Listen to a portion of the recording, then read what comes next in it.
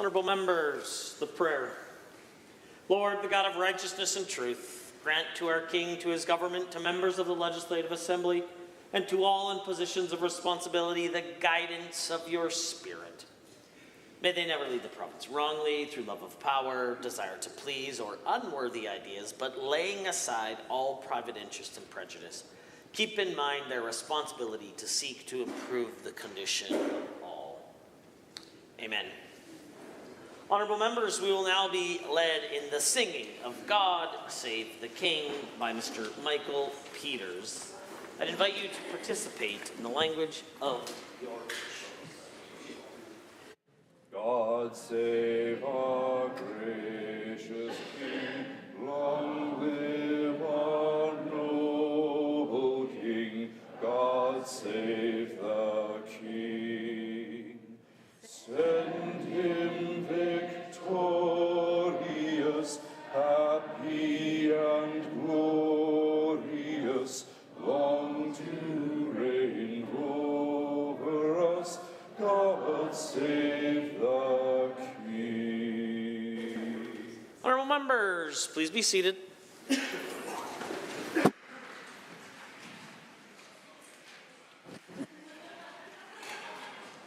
Introduction of visitors.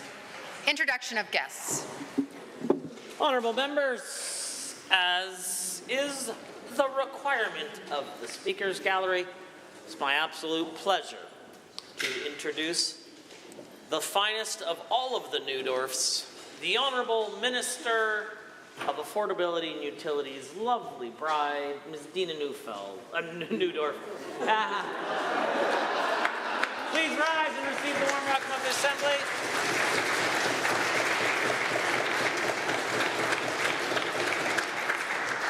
I'm certain the Minister will do a better job when he gets his chance. The Honourable Minister of Environment and Protected Areas has a school group to introduce. Oh, thank you very much, Mr. Speaker. To you and through you, to all members of this Assembly, it is my pleasure to introduce you to the grade 6 students from Chaparral Elementary School. Their teachers, Ms. Katie Keel, Ms. Lori Wilson, Ms. Jennifer Lowe, EA, Ms. Tanis, parent volunteers Charlene, Bonnie, Diana, Cherie, Lindsay, and Loren. As well, Mr. Speaker, in that group is our CBE Calgary Board of Education trustee Charlene May. Would you all please rise and receive the warm welcome of this Assembly? Jennifer, do you have one? The Honourable Member for Lacombe-Panoka. Mr. Speaker, hello et bonjour. I rise to introduce to you and through you to all members of the Legislative Assembly 53 students from Lacombe Upper Elementary School who are here today to learn about the importance of democracy. I ask them to please rise and receive the traditional warm welcome of the Assembly. Merci beaucoup. The Honourable Member, the Honourable Minister of Affordability and Utilities. Thank you, Mr. Speaker. I would like to introduce to you and through you and to all the Assembly my wife and best friend of 30 years, Deanne Neudorf, and I would ask that you would rise and receive the warm welcome of this Assembly. The Honourable Member for Airdrie East. Mr. Speaker, it's an honour and pleasure to rise and introduce to you and through you and to all members of this Assembly some good friends of mine, actually from your constituency, Mr. Speaker, but formerly from mine, and actually a woman I used to babysit. So I'd like to introduce to you the Storms family, Jenna, Cameron, Asher, and Eleanor. Please rise and receive the traditional warm welcome of this Assembly. The Honourable Member for Airdrie Cochrane. Thank you, Mr. Speaker. I'd like to introduce to you and to the House somebody who I have known for 54 of my 56 years, my brother Jeff. Jeff, please rise and receive the warm welcome. The Honourable Member for Edmonton Glenora. Very much, Mr. Speaker. April is Cancer Awareness Month. It's also known as Daffodil Month, and I'm excited to announce and introduce John Fredericks, who's a dedicated volunteer with the Canadian Cancer Society and former fire chief. He also is here with his wife, Kelly. Please rise and receive the warm welcome and gratitude of our Assembly. The Honourable Member for Camrose. Thank you, Mr. Speaker. Speaker, I rise to introduce to you and through you and to all members of the Assembly Lynn Jenkinson and Austin Hansen. Lynn is now enjoying her retirement after 16 years of working for the FCSS in Flagstaff. She is here with her partner Austin Hansen. They are entrepreneurs and operate Rosie's Retreat just outside of Daysland for those of you who like to RV camp. I'd ask you to both rise and receive the traditional warm welcome of this chamber. The Honourable Member for Lac St. Anne Parkland. Thank you, Mr. Speaker. It's my pleasure to introduce newcomers to Canada and friends of this legislature. Mr. Raman Sedhu is an investor from Alberta from Dubai, and he now calls Edmonton home, and he's joined in the gallery by his wife Dipali and his son San. And I had a chance to meet with him and ask why they chose Alberta. Well, it's the best place to be in Canada, quite frankly. Please rise and receive the warm welcome. The Honourable Member for Edmonton Whitemud. Thank you, Mr. Speaker. It's my pleasure to introduce to you and to all the members of the Assembly three people who are the heart and soul of my work in my constituency office of Edmonton Whitemud to serve the great people who live there. Angela Saxby, who just joined my office last week, Melissa Walker, who has worked with me for years, and Boda Amar, who has been a huge help to me this past month. Please rise and receive the warm welcome of this Assembly. The Honourable Member for Calgary Falconridge. Mr. Speaker, I rise to introduce to you and through you to all members of the Assembly, Randeep Singh Taliwal from Faridkot, Punjab. He moved to Canada over 18 years ago. Now a realtor, he is an active member of the Punjabi community in Edmonton. He is also the grandson of Sardar Harpagwan Singh Broad Chakrwala, a former MLA from Kotkapira. I ask that he rise to receive the warm welcome of the Assembly. Hey, are there others? The Honourable Member for Red Deer South. Thank you, Mr. Speaker. I am glad to rise today and introduce to you Chan Danpreet, who has completed her master's degree in New Zealand and now calls Alberta the best province in Canada home. She is joined by her father, Devinder. I would ask and invite them both to rise and accept the warm welcome of the Assembly. The Honourable Member for St. Albert. Mr. Speaker, it's my pleasure to introduce to you and to all members of the Assembly Tara Carlson. It is Autism Acceptance Month, and so it's my pleasure to introduce this amazing advocate. Yeah. Please stand and receive the warm welcome. Are there others? Seeing none, the clerk. Ministerial statements. Members' statements. The Honourable Member for Calgary, Bular McCall, has a statement to make. Thank you, Mr. Speaker. There is a long-standing parliamentary convention that when members of the legislative branch of the government become the subject of criminal, judicial, or quasi-judicial proceedings, they must distance themselves from positions of power and decision-making roles. This separation is critical to avoid any perception that those in position of power are above the law and to ensure that they do not use their influence to undermine the independence of investigative process or the court system to help themselves. This fundamental principle distinguishes healthy democracies from authoritarian regime. In broad terms, this is what the rule of law is all about. Mr. Speaker, the UCP government is currently embroiled in allegations of corruption and political interference. The Premier, Health Minister, Minister of Mental Health and Addiction, and senior staff are all at the center of this. There is an active RCMP investigation, a wrongful dismissal case, and multiple limited scope investigations into this matter. Clearly, members of the government and the people in position of power are the subject of criminal, judicial, or quasi-judicial proceedings. And yet the UCP wants us to believe that they can all continue business as usual. That is unacceptable. They are refusing to take responsibility or honor the rule of law and parliamentary conventions. All we see from this UCP government is deflection and cover-up every day in every way. Albertans deserve far better than this. They deserve an ethical, honest, and competent government focused on them and their priorities. The Premier must do the right thing, respect the rule of law, and remove all those who are under investigation from positions of power, and call a full public inquiry now. Thank you. The Honourable Member for Chestermere Strathmore has risen. Mr. Speaker, much has been said in this chamber and across Canada about the importance of encouraging more women to enter public life, about the need to lift up women leaders, treat them with respect, and create a political culture where every woman can see themselves at the table. But when strong, capable, unapologetically conservative women rise to the top, the same progressive voices seem to change their tune. Absolutely. Outside of this chamber, we hear NDP leader Naheed Nenshi use terms like pick-me girl, selfie queen, and even witch when referring to our Premier. He refuses to use proper titles, instead using first names in a tone meant to demean, not debate. And now we're seeing the same behaviour from Liberal leader Mark Carney, another progressive who neglected to use our Premier's title when speaking to the national media. The attitude is clear. They want women to sit down and shut up. Mr. Speaker, what Albertans are seeing from these NDP and Liberals isn't just disrespectful to one woman, it is disrespectful to every woman who has had the courage to stand for election and to the constituents who elected them to this chamber. Conservative women are not going to sit down, and we won't shut up. We are going to fight for our province, whether Nenshi or Carney like it or not. Hear, hear.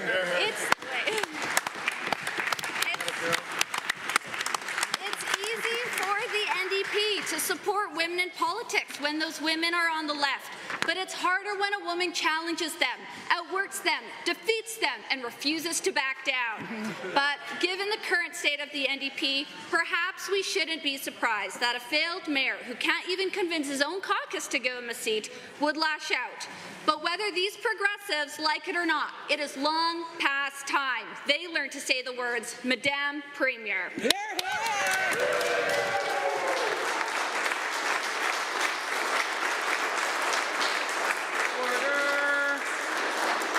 The honourable member for Calgary, Klein, has a statement to make. Mr. Speaker, it's hard to find a silver lining these days. Trump's tariffs have wreaked havoc on the industries, jobs, and lives of Albertans. And that's not to mention the retirement security of seniors who have watched their investments plummet all week. People are worried about their jobs, their futures, and whether our sovereignty is at risk from the South. Who can say when Trump will next threaten to make Canada the 51st state? But there is a silver lining amongst these dark clouds. Canadians from coast to coast are joining hands, looking past old divisions, buying Canadian, and standing strong for Canada. Through adversity, we are finding unity. In this province, things are no different. Now more than ever, Albertans are overwhelmingly elbows up. It's hard to say the same about many of the members opposite. In fact, a new website lists an alarming 11 UCP members supporting a fringe separatist movement and the independence of Alberta from Canada. Wow. This isn't a joke. This includes the members of the Assembly from Calgary-Lougheed, Bonnyville, Cold Lake, St. Paul, Innisfail, Sylvan Lake, Lac St. Anne, Parkland, Lacombe, Ponoka, West Yellowhead, Calgary, Hayes, Morinville, St. Albert, Livingston, McLeod, Airdrie East, and Calgary Northwest. Some of these are ministers in our government. But are we surprised they support separatism? This Premier has wasted buckets of taxpayer dollars to fly around the U.S. ingratiating herself with alt-right extremists. Did her so-called diplomacy accomplish anything for Alberta or Canada? Mr. Speaker, these are difficult times. Albertans want a government that has their backs and that chooses country over party or ideology. They want an ethical and competent government that works with provincial and federal partners for the greater good of the country, not a government threatening separation from Canada. Albertans are already playing Team Canada, and it's time their government did the same.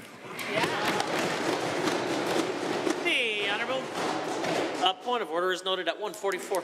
The honourable member for Camrose. Thank you, Mr. Speaker. Family and Community Support Services, or FCSS, is an essential program that supports Albertans in nearly 200 communities across our province. The program is based on the simple idea that local communities know the needs and priorities best. Funded through an 80-20 partnership between the Government of Alberta, municipalities, or Métis settlements, FCSS groups provide preventative social service programs wherever they operate. Examples of local FCSS programs would be encouraging and supporting volunteerism, creating mentorship programs for individuals and families, keeping seniors connected to their communities, supporting healthy relationships, and creating opportunities for youth. Mr. Speaker, these organizations are a key part of our community's resilience, and I'm proud that Budget 2025 invests $105 million towards their valuable work. One of the things that I value most about this program is it gives autonomy to the local area and allows heroes of the community to distinguish themselves. I'm especially honored to have one such hero in the gallery today. Lynn Jenkinson is the retired Executive Director of Flagstaff FFCS, starting with the organization in 2009 and taking over as Executive Director in 2011. Lynn's 16-year tenure has left a lasting impact not only on Flagstaff, but on the county of Flagstaff as a whole. Somehow handling 1,000 things at once, I have always admired her ability to stay organized, no matter the circumstance. Her diligence and in grant writing abilities have ensured Flagstaff FCSS can provide successful programming, such as the Christmas Sharing Program, which helped 220 families this past year. In December 2021, Flagstaff FCSS also assumed control of Flagstaff Food Bank. Lynn's ability to promote fundraising and food drives has kept the food bank going, even in the face of increased demand. She has gone above and beyond the call of duty time and time again. So to her and all the wonderful people involved in FCSS program across Alberta, a sincere thank you. The Honourable Member for Calgary Northeast. In Calgary Northeast, families are being crushed by the cost of living crisis that this government has chosen to ignore. This is a community of essential workers, truck and taxi drivers, frontline workers, childcare workers, and small business owners, people who kept this province running through the pandemic and continue to show up every single day. But lately, it feels like no matter how hard they work, they are falling further behind. Utilities have gone through the roof. People are paying more for power and gas than ever before, while this government sits back and relaxes. Last summer, a massive hailstorm hit Calgary Northeast, damaging homes, cars, and livelihoods. And what do people face now? Skyrocketing auto and home insurance premiums. Some constituents tell me their rates went up 50%, not because of their driving records, but because of their postal codes. Grocery prices are so high that families are making choices no parent should ever have to make. And while everything goes up, wages are stuck in neutral. And sports like AISH, seniors benefits, and affordable housing continue to be gutted by this UCP government. Mr. Speaker, people in Calgary Northeast are proud. They don't ask for much, but they do expect their government to care. Not just about balance sheets, but about the single mom working 3 jobs, about the young couple whose rent is too high and is frustrated about an increasingly uncertain future. It's time for this government to start government like real lives depend on it, because in Calgary Northeast, they do. The Honourable Member for Edmonton McClung.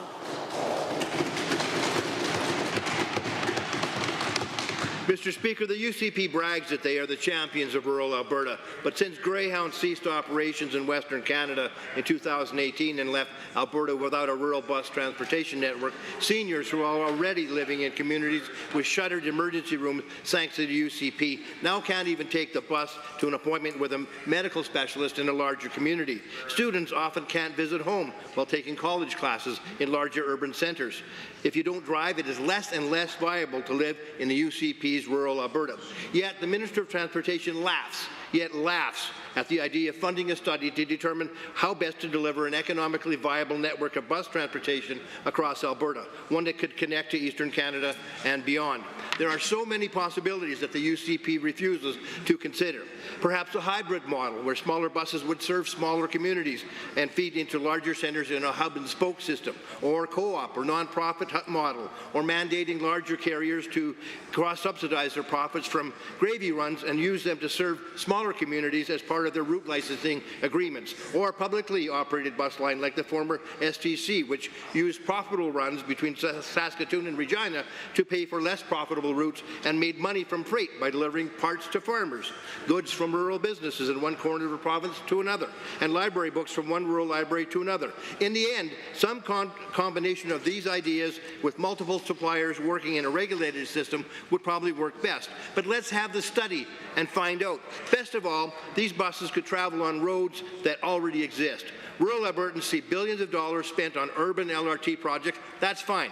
It would cost a pittance, however, in comparison for the UCP to show some leadership and invest a little time, resources, and attention to establish a rural Alberta bus transportation network. But they won't do it because they believe they can afford to ignore the existential needs of rural Alberta and the economic corridors. Albertans deserve better, and the better's on the way. Honourable members, the time is now 1:50, and that makes it oral question period. And the Leader of His Majesty's Loyal Opposition has question number 1. Mr. Speaker, last week the Premier took a victory lap on Trump's tariffs. She said it was a big win for Alberta, not the language I expected to hear here in Canada. Because of tariffs, the market cap of the 10 largest companies in Alberta fell by $50 billion. And Stats Canada has revealed that Alberta has the highest unemployment rate in Western Canada. Does the Minister for Jobs, Economy and Trade agree that the Trump tariffs have been a big win for Alberta, and if not, what's he going to do about it? The Honourable the Minister of Jobs, Economy and Trade. Mr. Speaker, I would agree that tariffs are bad policy, and ultimately they're hurting Canadians and Americans alike. And the Premier and our government is engaging with the United States to educate them and advocate for a free trade, a mutually beneficial arrangement that has been to the benefit of North America for the previous decades. Mr. Speaker, we're also working within Canada to remove internal barriers to trade and to speed up labour mobility, and we're working to diversify our trading partners internationally, including with our recent mission to Germany just a few weeks ago. Thank you. The Honourable Leader of the Opposition. That's interesting because the Premier called the tariffs a big win, Mr. Speaker. In the last few days, oil fell from $66 a barrel, which was already lower than what was in budget, to below $55 a barrel, and even today was below $60. If oil stays this much lower than the budget predicted, we could be on the hook for $4 billion of more debt. The most rapid decline in Alberta's fiscal picture in the province's history. Does the Finance Minister agree with the Premier that a deficit of over $10 billion is a big win for Alberta? And if not, what's his contingency plan? The Honourable the Minister of Finance, the President of Treasury Board. Mr. Speaker, we tabled the budget February 27th. It was on the floor for a full month, and I think that's the first deficit question. So I think that's progress, that the opposition maybe feels that it's worthy of a question. In budget 25, we have oil forecast at $68. It was around 60 earlier today. Obviously, that will create a challenge. There's also other sensitivities like the differential, which we have in the budget at about $17. The differential has been historically tight. We'll continue to monitor these things, but I agree with the previous minister, tariffs are bad policy. We'll continue to educate and advocate. The Honourable Leader of the Opposition. The disconnect between these ministers and the Premier, who called tariffs a big win. Under this government's watch, prices have skyrocketed. The tariffs that Premier called a big win are going to make new power generation even more expensive and difficult to build, particularly because of the tariffs on steel and aluminum. Does the Minister of Affordability and Utilities agree it was a big win last week? And if not, what's he going to do when it comes to building out Alberta's electricity grid under these new tariffs? The Honourable Minister of Affordability and Utilities. Thank you, Mr. Speaker. I already agree with the ministers that have spoken before. The tariffs are bad policy. And you know what I'm more concerned about? The clean electricity regulations of this federal government in Canada that is restricting the development of our energy grid. It's going to cost more than 35% more for electricity, and it's going to be 100 times less reliable. First, let's take care of government here at home and elect a new Conservative government in Ottawa that takes care of Canada first. The Honourable Member, the Honourable Leader of the Official Opposition. Tariffs should be everyone's top priority, and I am not surprised to hear that those ministers don't feel the same way. Their actions show it. Yeah. The corrupt care scandal started when this government decided covering up allegations of political interference, kickbacks, bloated contracts, and waste was how they were going to govern. In January, before the Premier and Minister fired the board of AHS, the Auditor General started investigating the allegations. Now we hear the government has issued a gag order to their staff, directing staff not to speak to the Auditor General, but only through legal counsel. Why is this government gagging staff? The order, the Honourable, the Minister of Justice. Thank you very much, Mr. Speaker. As we've said from the very beginning, we take these allegations very seriously. We are working with the Office of the Auditor General. We are working with the independent offices. A retired judge is leading an independent inquiry into these allegations. We take them seriously, Mr. Speaker. We are cooperating with all of these offices. We'll continue to do so until the investigations are done. The Honourable Leader of the Opposition. Working with the Auditor General is not issuing a gag order on your staff, preventing them from talking to him. The government hired Rose LLP to limit the Auditor General's access to health officials. This is exactly what a cover-up looks like. The government didn't tell Albertans what was happening, tried to fire the people involved. Officials knew the Auditor General was already investigating before they took those actions. Will the Premier stop this cover-up, direct all employees to freely speak to the Auditor General without any more political interference, exactly what the Justice Minister told this House was happening? The Honourable Minister of Justice. Mr. Speaker, I'll reiterate one more time. We are continuing to work with all of the investigative bodies. We are continuing to cooperate with all of these bodies. We are working diligently to make sure that any of the requests are being met as quickly as possible, Mr. Speaker. The opposition can make all the allegations that they want. They're simply untrue, Mr. Speaker. Order, order, order, order. The Honourable Minister of Justice is the one with the call. Thank you, Mr. Speaker. We'll continue to work with these bodies. We'll continue to work with these independent offices. As we mentioned time and time again, a judicially led independent investigation is taking place, and we're cooperating with all of those processes. The Honourable Leader of the Opposition. We've all seen these shows on TV. When the bad guys lawyer up, it's because they know they're guilty. That's right. This government cannot be trusted to do the right thing because they do not believe in ethical, competent government. Instead, it's political interference, it's cover-ups, kickbacks, plane tickets, hockey tickets, not to mention bloated contracts, shady deals, and more. Now there's a gag order on public servants preventing key witnesses from talking to the Auditor General. Again, something this Justice Minister told the House was going to be happening. Why won't more members opposite demand the Premier call a real, full public inquiry? The Honourable the Minister of Justice. Mr. Speaker, I can't even begin to outline everything wrong with that statement, starting with the fact that she criticizes the right to counsel, a constitutionally permissible right, Mr. Speaker. We are working diligently with all of the investigations. We are providing all of the information necessary. We are working with these independent offices to provide that information as quickly as possible, Mr. Speaker. We're working to get to the bottom of this, and we're going to take action as soon as we hear the results of all of these investigations. The Honourable Member for Calgary, McCall. Speaking of UCP's cuts and corruption, the government has cut $22 million from Legal Aid Alberta.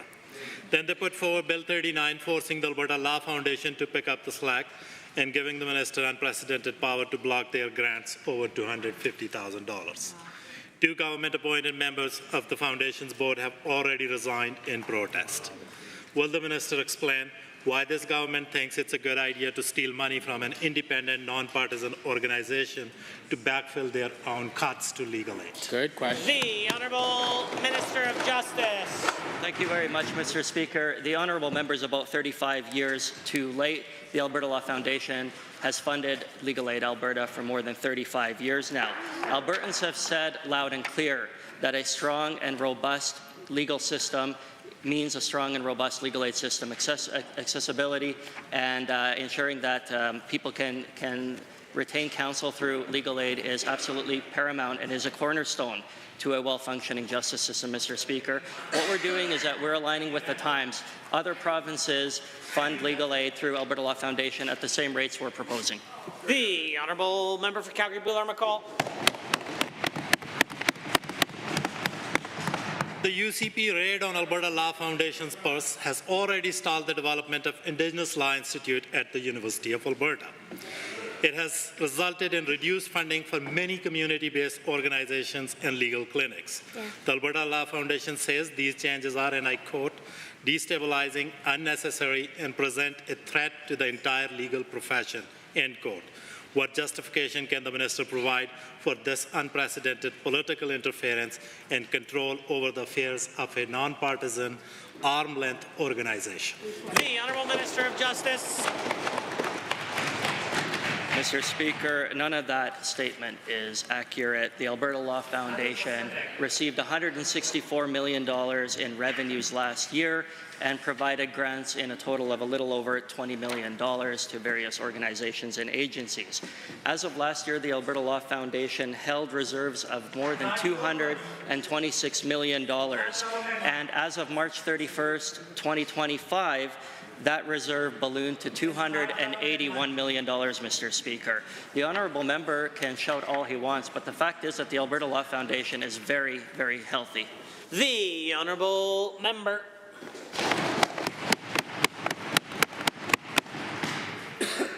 This latest UCP power grab and political interference follows a pattern of behavior, and it has real consequences.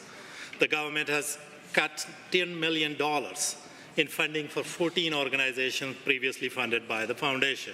Central Alberta's legal community clinic is facing $500,000 in cuts because of this minister's decision, which means fewer clinics and longer wait time. This is not government's money. What will it take for the minister to do the right thing, withdraw these damages changes in Bill 39, and apologize to all these organizations? Honourable Minister. Mr. Speaker, again, inaccurate. Mr. Speaker, the organizations that were receiving funding from the Alberta Law Foundation will continue to receive that, but there will be transparency, there will be accountability, and there will be oversight, Mr. Speaker. One of the organizations that the honourable member references received a 40% increase in funding from the past 2 years to today, Mr. Speaker. What we're saying is that the people of Alberta deserve oversight and accountability, and the changes that are being proposed within this Act will ensure that they receive the appropriate, responsible spending. The order. The honourable member for Edmonton-Whitemud has a question. Mr. Speaker, it appears that the Minister of Justice is not aware of what's going on in his own government. Just yesterday, a senior ADM with Alberta Health sent out an email to the entire Alberta Health staff which says, quote, the OAG may reach out to you for an interview as part of their investigation into AH and AHS procurement processes. Please redirect the OAG representative to our legal counsel, Rose LLP, end quote. This smells like a cover-up. The UCP are using a law firm to control which Alberta Health employees are interviewed by the Auditor General in the corrupt care scandal. Why is the Minister of Justice allowing the government to interfere in an active Auditor General investigation and disregard the laws he's responsible for? The Honourable Minister of Justice. Mr. Speaker, once again, redundancy is the hallmark of socialist ideologies, and that member's question is exactly that, Mr. Speaker. Multiple independent investigations are taking place. Multiple independent offices are investigating this process. This government has said from the very beginning we will work with all of these independent offices to furnish all of the materials and provide all of the information necessary to make sure that the investigations can take place, Mr. Speaker. We'll continue to do that until we get the outcome of these investigations, and we'll take action as soon as we find out. The honourable member for Edmonton-Whitemud. Mr. Speaker, it appears that when the Minister of Justice says his government is going to work with independent officers, it means he's going to issue gag orders to public servants to prevent them from cooperating with the Auditor General. Section 14 of the Auditor General Act says any government employee, past or former, must give to the Auditor General any information, records, or explanations that the Auditor General considers necessary, and if they fail to do so, they may be in contempt of law if they fail to comply. The Minister of Justice told this House in February he would ensure the Auditor General has everything they need. If this isn't an attempt to cover up corruption, why is the government government directing public servants to not respond to direct interview requests from the Auditor General. The Honourable Minister of Justice. Mr. Speaker, the honourable member knows full well that the Auditor General can require or request information from current and former employees. She said it herself, Mr. Speaker, and that's exactly what's happening. In fact, Mr. Speaker, these investigations are taking place. The Office of the Auditor General is conducting an independent investigation. A judicially led independent investigation is also taking place, Mr. Speaker, and make no mistake, these investigations are well underway. Information has been furnished based on the requests that we've received as a government. We'll continue to do that. We'll continue to cooperate with all of those requests, Mr. Speaker. The honourable member. Mr. Speaker, the Auditor General can request the information, but this government is stopping public officials from actually providing that information to the Auditor General. They are putting in a gag order. That leaked email from the senior ADM of Health shows the government is dictating that public servants first speak to the UCP's lawyer instead of speaking directly to the Auditor General. From firing the CEO and board of AHS to gag orders on those board members and now gagging government employees. The question isn't if the UCP is corrupt. The question is how far will they go to cover it up? The Honourable Minister. Mr. Speaker, once again, a whole lot of nonsense and little substance from that question. We've said it time and again. We'll work with all of the independent offices. We'll provide that information. We'll comply with the acts. We'll make sure that everything is necessary to complete a full and complete investigation, Mr. Speaker.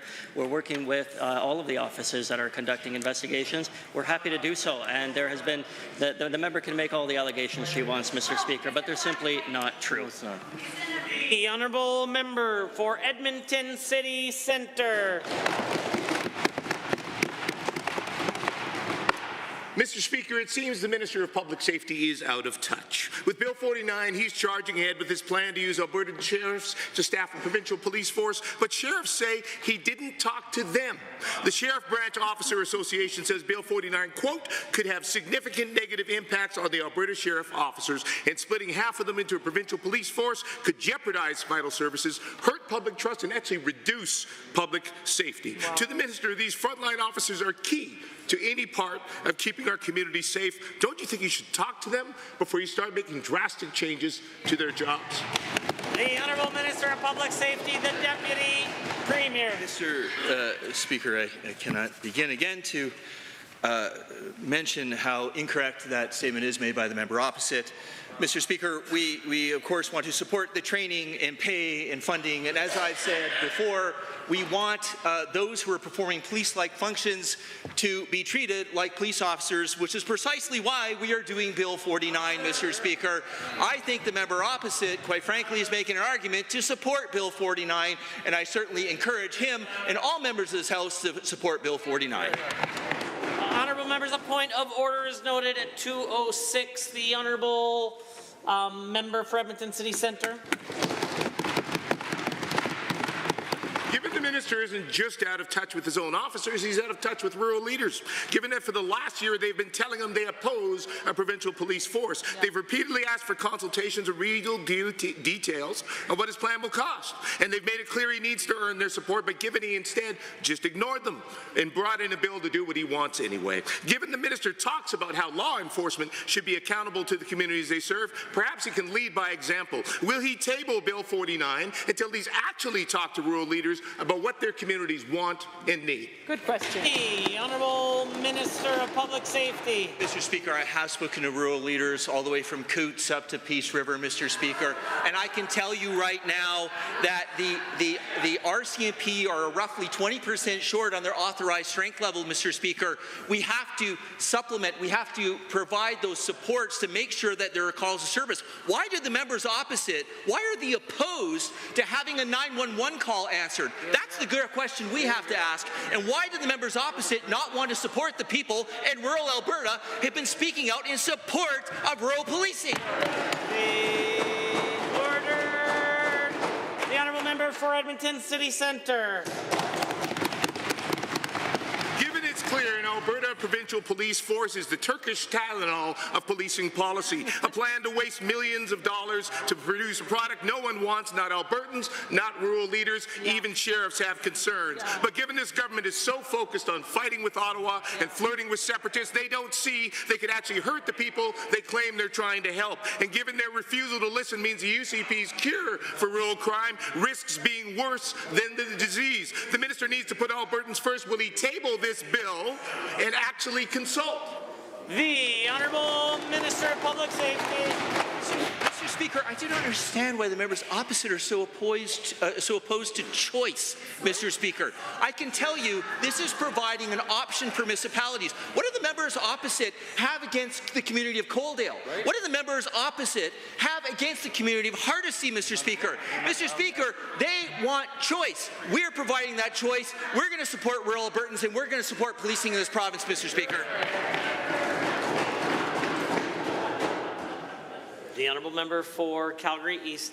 Thank you, Mr. Speaker. Calgary is Alberta's largest city, a hub of innovation, investment and opportunity. But today our downtown core is facing serious headwinds. According to a new CBRE report released recently, Calgary's downtown office vacancy rate has climbed, reaching 30.2% in the first quarter of 2025. To the Minister of Jobs, Economy and Trade, what are the key factors driving this vacancy rate, and what are the short and long-term implications for Calgary's commercial real estate market and the broader economy? The Honourable Minister of Jobs, Economy and Trade. Thank you, Mr. Speaker, and to the member for the question. Calgary's office vacancy rate is a result of a number of factors, including energy downturns and energy sector consolidation, the pandemic, industry shifts, increasing hybrid work environments, and global uncertainty, including like situations with the U.S. tariffs we've seen today. In the short term, this puts pressure on local businesses and commercial landlords, but Mr. Speaker, Alberta's economy remains resilient, and our government is focused on turning these challenges into opportunities.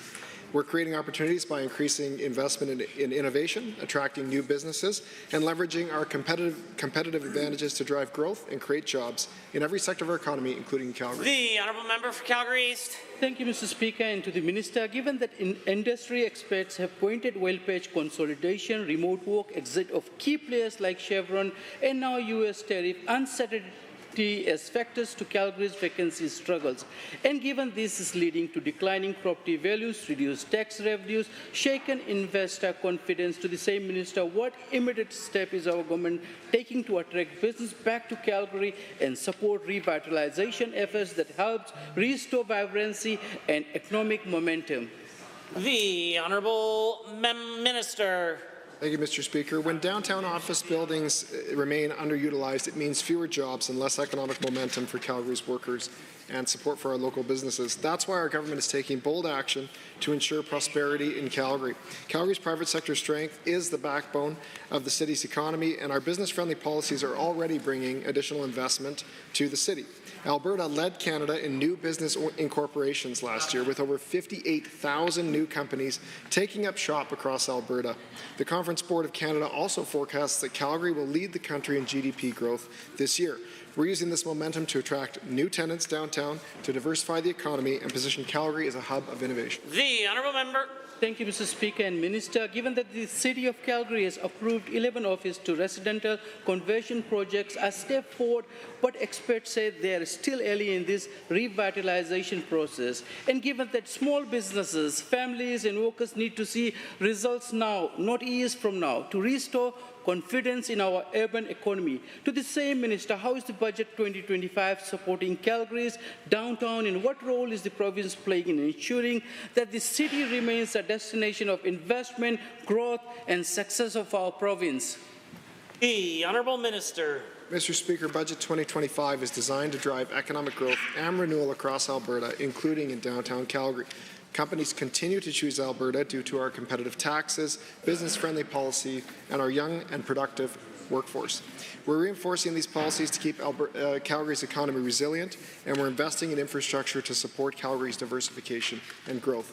With a 5.5% increase in business incorporations, Alberta is not just open for business, we're building the future of Canadian prosperity with Calgary at the heart of it. Hear, hear. The Honourable Member for Edmonton West Henday is next. Mr. Speaker, the Truth and Reconciliation Commission's call to action number 42 requires the government to work with Indigenous peoples to create their own Indigenous justice systems. Indigenous justice systems, such as in areas of commerce and marriage, have been formational on the prairies until the early 1900s, when they were replaced with non-Indigenous court systems, including the Indigenous common law courts in major cities. Will the Minister of Justice speak to why the Quotamin Law and Governance Lodge has been barred from being able to get dollars to the Alberta Law Foundation to complete this call to action? The Honourable Minister of Justice. Mr. Speaker, again, an inaccurate comment and an inaccurate statement. The Lodge received $628,000 in the 22-23 year. That number went up to $1 million last year, and approval this year for an additional $1,075,000 in funding is flowing through the Alberta Law Foundation. The Lodge is well funded, 40% increase over 2 years, Mr. Speaker. I think that's a reasonable increase in funding. The Honourable Member. Given that the Quotamin Law and Governance Lodge had been identified as a project affected by Bill 39, and given that Indigenous laws and legal education would have been developed by WLGL in line with Call to Action 42, it's hard to see how Bill 39 is not punitive for DEI. Does the Minister understand how this government's decision to steal money from the Alberta Law Foundation via Bill 39 will negatively impact the development of Indigenous legal orders in Alberta? Or is that the government's intent? Yeah. The Honourable Minister of Justice. Mr. Speaker, the Alberta Law Foundation is fiscally very healthy. $164 million in revenues last year, only $20 million in grants awarded to various organizations. This year, $155 million in funding or in revenues, and a projection of $68 million in grants flowing out. $281 million is what the Alberta Law Foundation sits on in reserves as of the end of fiscal year 2025. Mr. Speaker, the Alberta Law Foundation is an incredibly well-funded organization. The Honourable Member for Edmonton West Henday. Given that we'll talk dollars and cents then, the Alberta Law Foundation had already earmarked dollars for the WLGL, including assisting with the construction and operational funding of their permanent building at U of A's East Village. And given that $10.3 million from Alberta Law Foundation reserves were supposed to help establish a standalone building, will the Minister commit public dollars today to build that building and deliver the $10.3 million as promised on this list of this government's major projects? Or does he not care about Indigenous justice systems made for Indigenous by Indigenous peoples? Yes or no, Minister? The Honourable Minister of Justice. Mr. Speaker, the government of Alberta has one of the most robust Indigenous justice strategies when it comes to any of its kind in the entire country, Mr. Speaker. We're working very closely with the Court of Justice, the Alberta Court of Justice, in developing, along the same time, an Indigenous justice strategy that is comprehensive, that works together, and that serves our Indigenous communities in this province through and through. We've supported a number of initiatives, Mr. Speaker, in the Indigenous community when it comes to justice, including a robust restorative justice program, Indigenous courts, and otherwise, Mr. Speaker. The Honourable Member for Edmonton Northwest has a question to ask. Well, thank you, Mr. Speaker. Donald Trump's policies are driving highly skilled professionals out of the United States. Other provinces and many other countries are actively recruiting U.S. talented scientists, researchers, professors, and healthcare professionals to strengthen innovation and education sectors. Can the Minister of Advanced Education tell us what specific efforts are underway in Alberta to attract top academic and research to our post-secondary institutions, given the upheaval south of the border? The Honourable Minister of Advanced Education. Thank you to the member for that question. It's actually a very good question because we are seeing talent leaving the United States for greener pastures, and of course we would love to have that talent here in Canada, particularly in Alberta. I've had detailed conversations with the post-secondary sector about strategies that they could potentially employ to attract some of those individuals to our post-secondary institutions, and certainly the MINS panel is also going to be examining this question. The Honourable Member for Edmonton Northwest.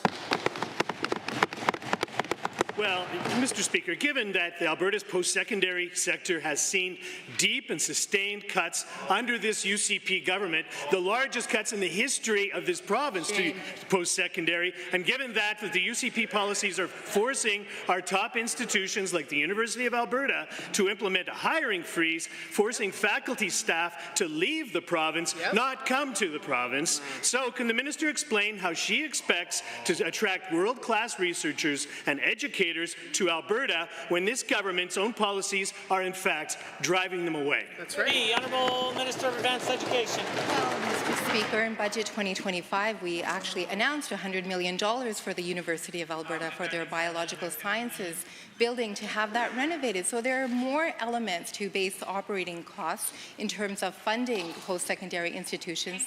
We are actually introducing in Budget 2025 over $530 million in capital programs for the post-secondary sector. The Honourable Member. Well, given that scientists and researchers are fleeing the U.S. because of attacks on academic freedom and data-driven science, and now under this UCP government we're seeing the same dangerous rhetoric and policies right here. Given that Bill 18 allows for the Premier to handpick research and funding for politically approved projects, making Alberta-based research ideologically driven, how can Alberta attract American talent that wants to flee from Donald Trump when the UCP is governing our province like a bunch of wannabe Donald Trumps? The Honourable Minister. Mr. Speaker, we have received nothing but tremendous accolades around the regulations for the Provincial Priorities Act. There are significant exemptions in place. The post-secondary sector is very, very pleased, and I've received nothing but positive feedback. In terms of attracting additional talent, we're working with the sector right now to think of additional strategies, but we also have pathways through our Alberta Advantage immigration program to attract talent from overseas and from the United States. The Honourable Member for Edmonton Decor. Mr. Speaker, for most Albertans, the change in tax rates in Budget 2025 has delivered nothing at all, certainly not an affordability game changer. Sandra, a single mom, a healthcare worker in Lethbridge East, makes $38,000 annually, the average for a single mom in the region. Her savings from the change taxes? Just 78 cents, less than $1. If she has children, it's actually less than 78 cents. Will the minister look seriously in the eye, Sandra, and tell her that this will fix her affordability? The Honourable Minister of Affordability and Utilities. Thank you, Mr. Speaker, and thank the member for the question. The affordability challenges in facing all of Albertans is real. And that's why we're doing everything from every single ministry to try to meet that need. But we can't pay everybody's bills for them. What we can do is leave more money in their pockets through the income tax cut and continue to work and fight inflation, which is led by the damaging Liberal NDP policies in Ottawa, which we all know have driven us to the highest rates of inflation in the last 30 years. We continue to work with residents of Alberta to provide them more affordable utilities, more affordable insurance, more affordable housing, and across every The Honourable Member for Edmonton Decor. Given that Sandra, like so many working-class Albertans, drowning under skyrocketing costs, groceries, rents, utilities counted, given that whatever Sandra saves from this so-called tax relief is wiped out by additional 40 new government fees, she has nothing left out. Does the minister truly believe that 78 cents is a relief for Sandra? The Honourable Minister of Finance. Mr. Speaker, the cumulative impact of any increases on fees is about $70 million. The impact of the tax cut, the impact of 2 million Albertans, is $1.2 billion, rising to $1.4 billion in the out years. I think it's clear that this campaign promise, this commitment that we've made and now completed, is about affordability for all Albertans. Even in the rating agencies and banks' commentary, they highlight its ability to help Albertans weather this uncertainty. We're trying to weather from the GOA. We're helping them weather as well. The Honourable Member for Edmonton Decor. Given Given that Sandra is not alone and her story is one of many across this province, given that the cost of living in Edmonton alone has jumped close to $370 per month, yet this government keeps offering 78 cents per day as a relief.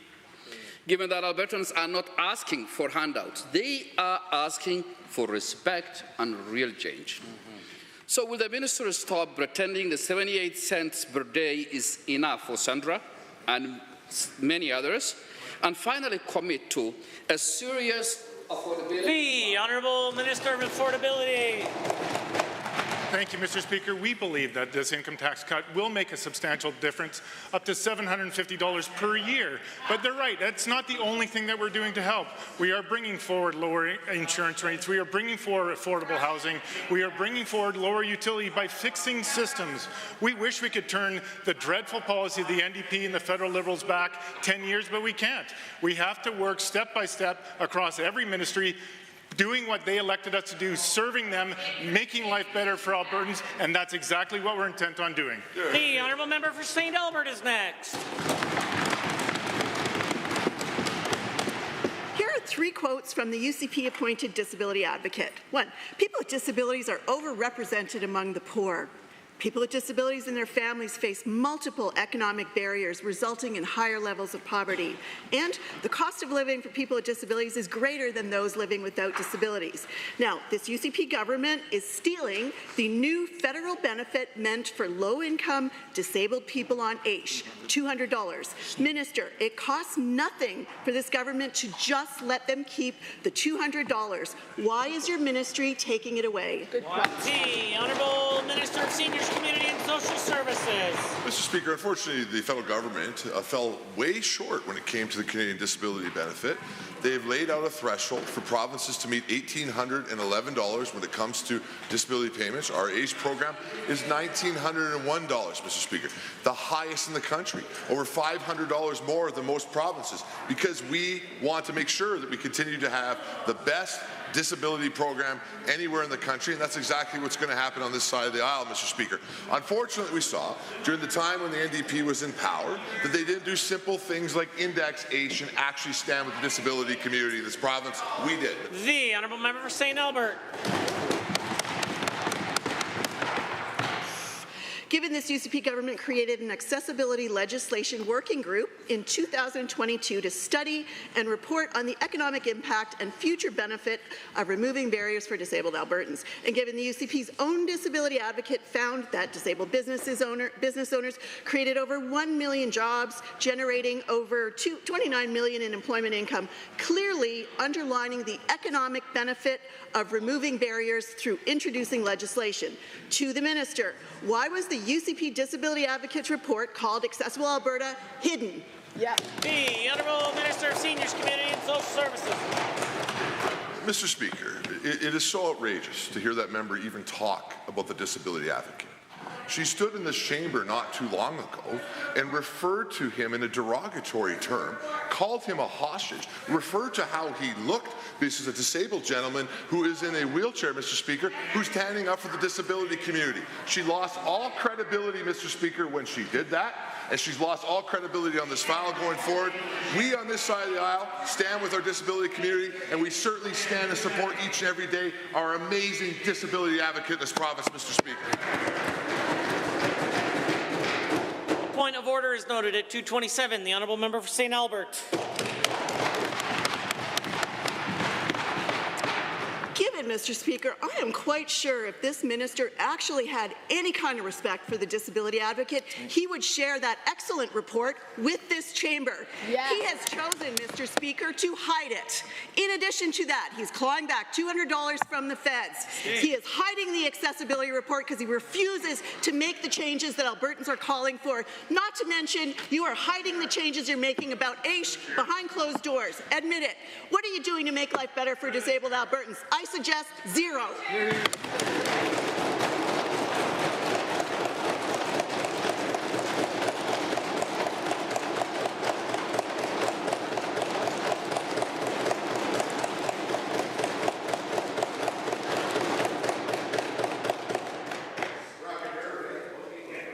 Point of order is noted at 2:28. The Honourable Minister of Seniors, Community and Social Services. Well, Mr. Speaker, it appears we struck a nerve, and I would have a nerve struck too.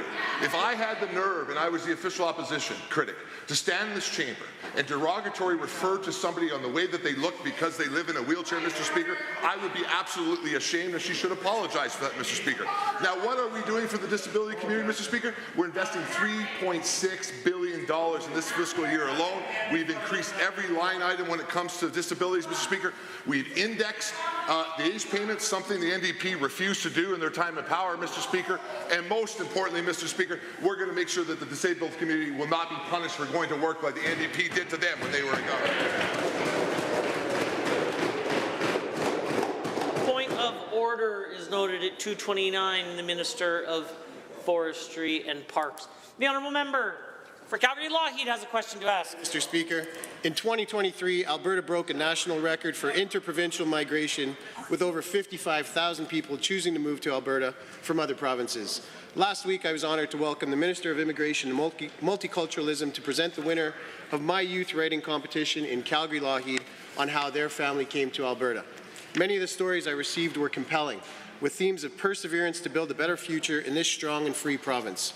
To the Minister of Immigration and Multiculturalism, can you please share some of the ways your office is supporting new Albertans who are seeking a better life in this province?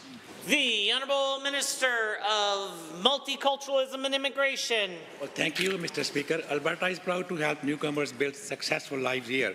Our government funds settlement services, English language training, and community grants to support integration. We help internationally trained professionals through mentorship, job training, and licensure support.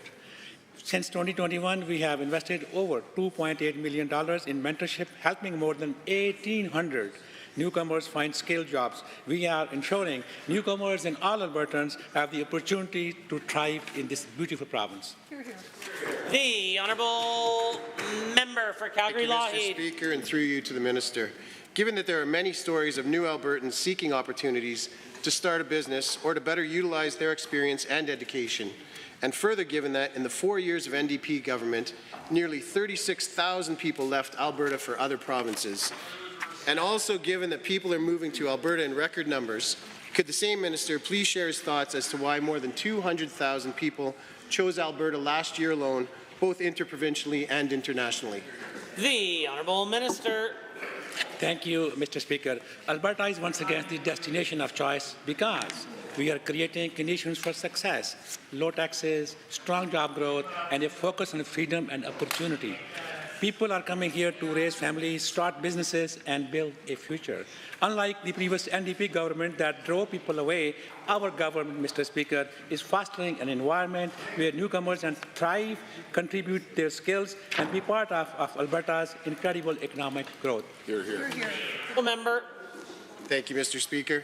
Given that many young Albertans from every part of the world are developing their education here so they can positively contribute to our province and economy, and further given that students like the grade 8 winner of my writing competition, a student in Calgary-Lougheed who moved here from Nigeria with her parents to build a new life and whose dad is now a doctor in Alberta, to the Minister of Advanced Education, how is our government supporting young immigrant Albertans in advancing their education so they too can be part of the Alberta Advantage? The Honourable Minister of Advanced Education. Thank you to the member for that excellent question. Mr. Speaker, international students have the potential to contribute meaningfully in key sectors of our economy. I want to highlight that Alberta is one of the most affordable jurisdictions in Canada for international students. For the 2024-25 academic year, Alberta's average international undergraduate tuition was almost $15,000 lower than Ontario's and almost $7,000 lower than the national average. Mr. Speaker, Alberta's post-secondary institutions offer world-class programming and great opportunities to enter high-demand fields with good-paying jobs. Hear, hear. The Honourable Member for Edmonton Castle Downs.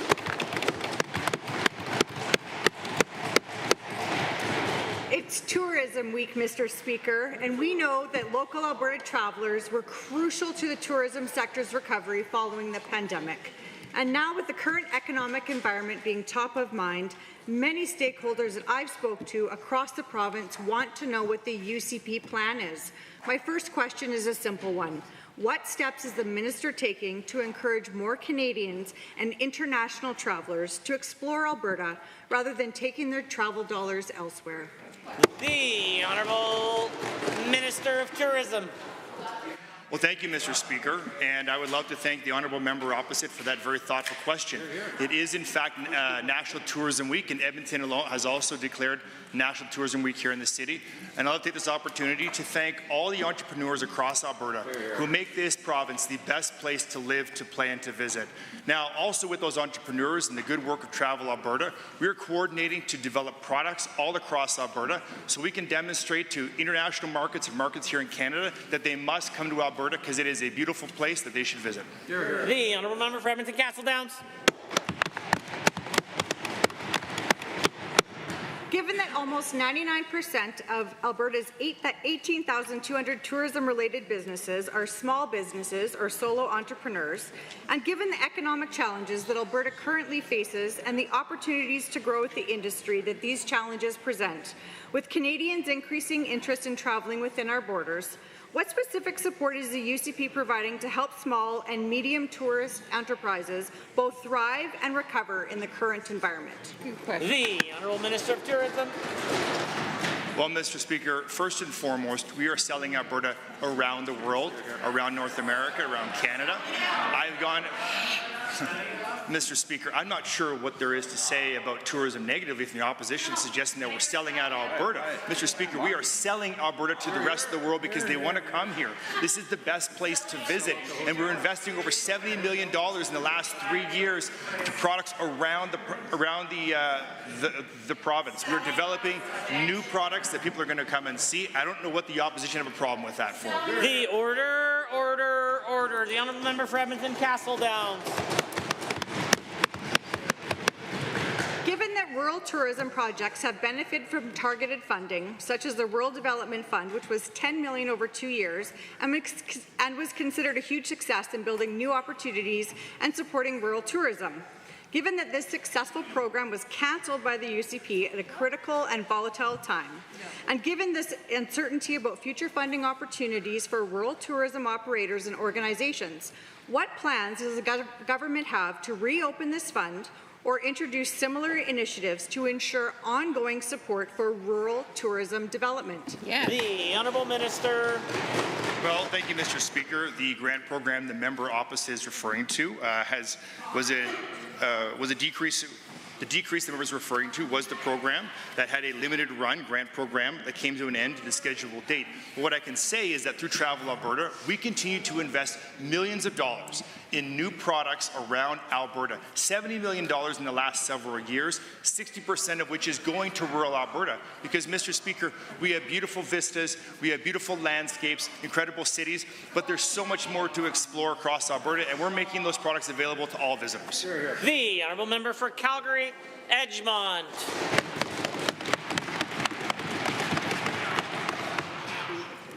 Last weekend, 31-year-old Maria Hermes became another name on Alberta's growing list of domestic homicide victims. This is a devastating loss for her family. Maria's death demands action, not words, to prevent senseless tragedies. Countless women are desperately seeking safety, only to encounter an overcrowded shelter, month-long wait lists for support services. There's no room, no capacity, and no immediate help available. How many more women must die before this government acknowledges the deadly consequences of cutting violence prevention funding and helping vulnerable Albertans become the next? The Honourable Minister of Energy has risen. Mr. Speaker, our heart goes out to anybody that suffered from domestic violence of any type. It's not acceptable, and we know that. It's a shame that these members didn't have an opportunity, or at least didn't stand up for the budget, Mr. Speaker, because Budget 2025 actually contributed $60 million in funding for women's shelters to help individuals and families to get more of the support they need. I don't understand why they wouldn't have supported it, Mr. Speaker. It was the most funding ever put forward for this particular initiative, and I wish they would stand up for the people of Alberta more, Mr. Speaker. The Honourable Member for Calgary Edgemont.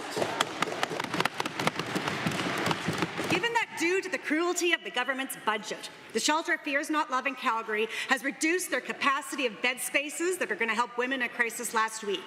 And given that the month ago the UCP government refused to renew the annual funding for the Edmonton Sexual Assault Centre that was critical to keeping survivors off long waiting lists, and given that we are seeing the intensity and the severity of these crimes against women escalate and a wave of femicide hitting Alberta, why is the government looking the other way while survivors of violence are forced to wait for help or to be turned entirely away from vital supports? The Honourable the Minister of Arts, Culture and the Status of Women. Thank you, Mr. Speaker. Mr. Speaker, we're committed to reducing family violence and making sure that any Albertan has a safe place to turn for help. No one is turned away without being able to access other supports and services first. We're proud, as my colleague said, to support women's shelters and the valuable work they do to keep Albertans safe. Budget 2025 will provide more than $60 million in funding for women's shelters to help individuals and families get the support they need. A member for Calgary Edgemont. Given that that's a little incorrect, as thousands of women are being turned away, and given that women's shelters will only receive temporary relief with that 3% one-time operational boost, which is part of the $54 million of funding from the federal government's National Action Plan, but they need it to remain operating critical overcapacity. And given that Alberta's intimate person violence remains among the highest in Canada, and given that the cruel budget cuts was $2 million from the Prevention of Family and Sexual Violence funding last year, why is the UCP running victory lamps with federal funding while gutting provincial commitments to services that save? The Honourable Minister of Energy. Mr. Speaker, I just received a letter 2 days ago from Catherine Champagne, the Executive Director of the Alberta Council of Women's Shelters, and she said to me, on behalf of the Alberta Council of Women's Shelters, I want to express my sincere gratitude for the government's support in Budget 25-26. Your commitment to addressing domestic violence in our province is truly appreciated. We look forward to continuing our collaborative efforts as government partners and key decision makers. Your leadership is instrumental in shaping policies and funding structures that directly impact survivors of their families. Thank you, Mr. Speaker. Honourable members, that concludes the time allotted for oral question period. In 30 seconds or less, we'll continue with the remainder of the daily routine.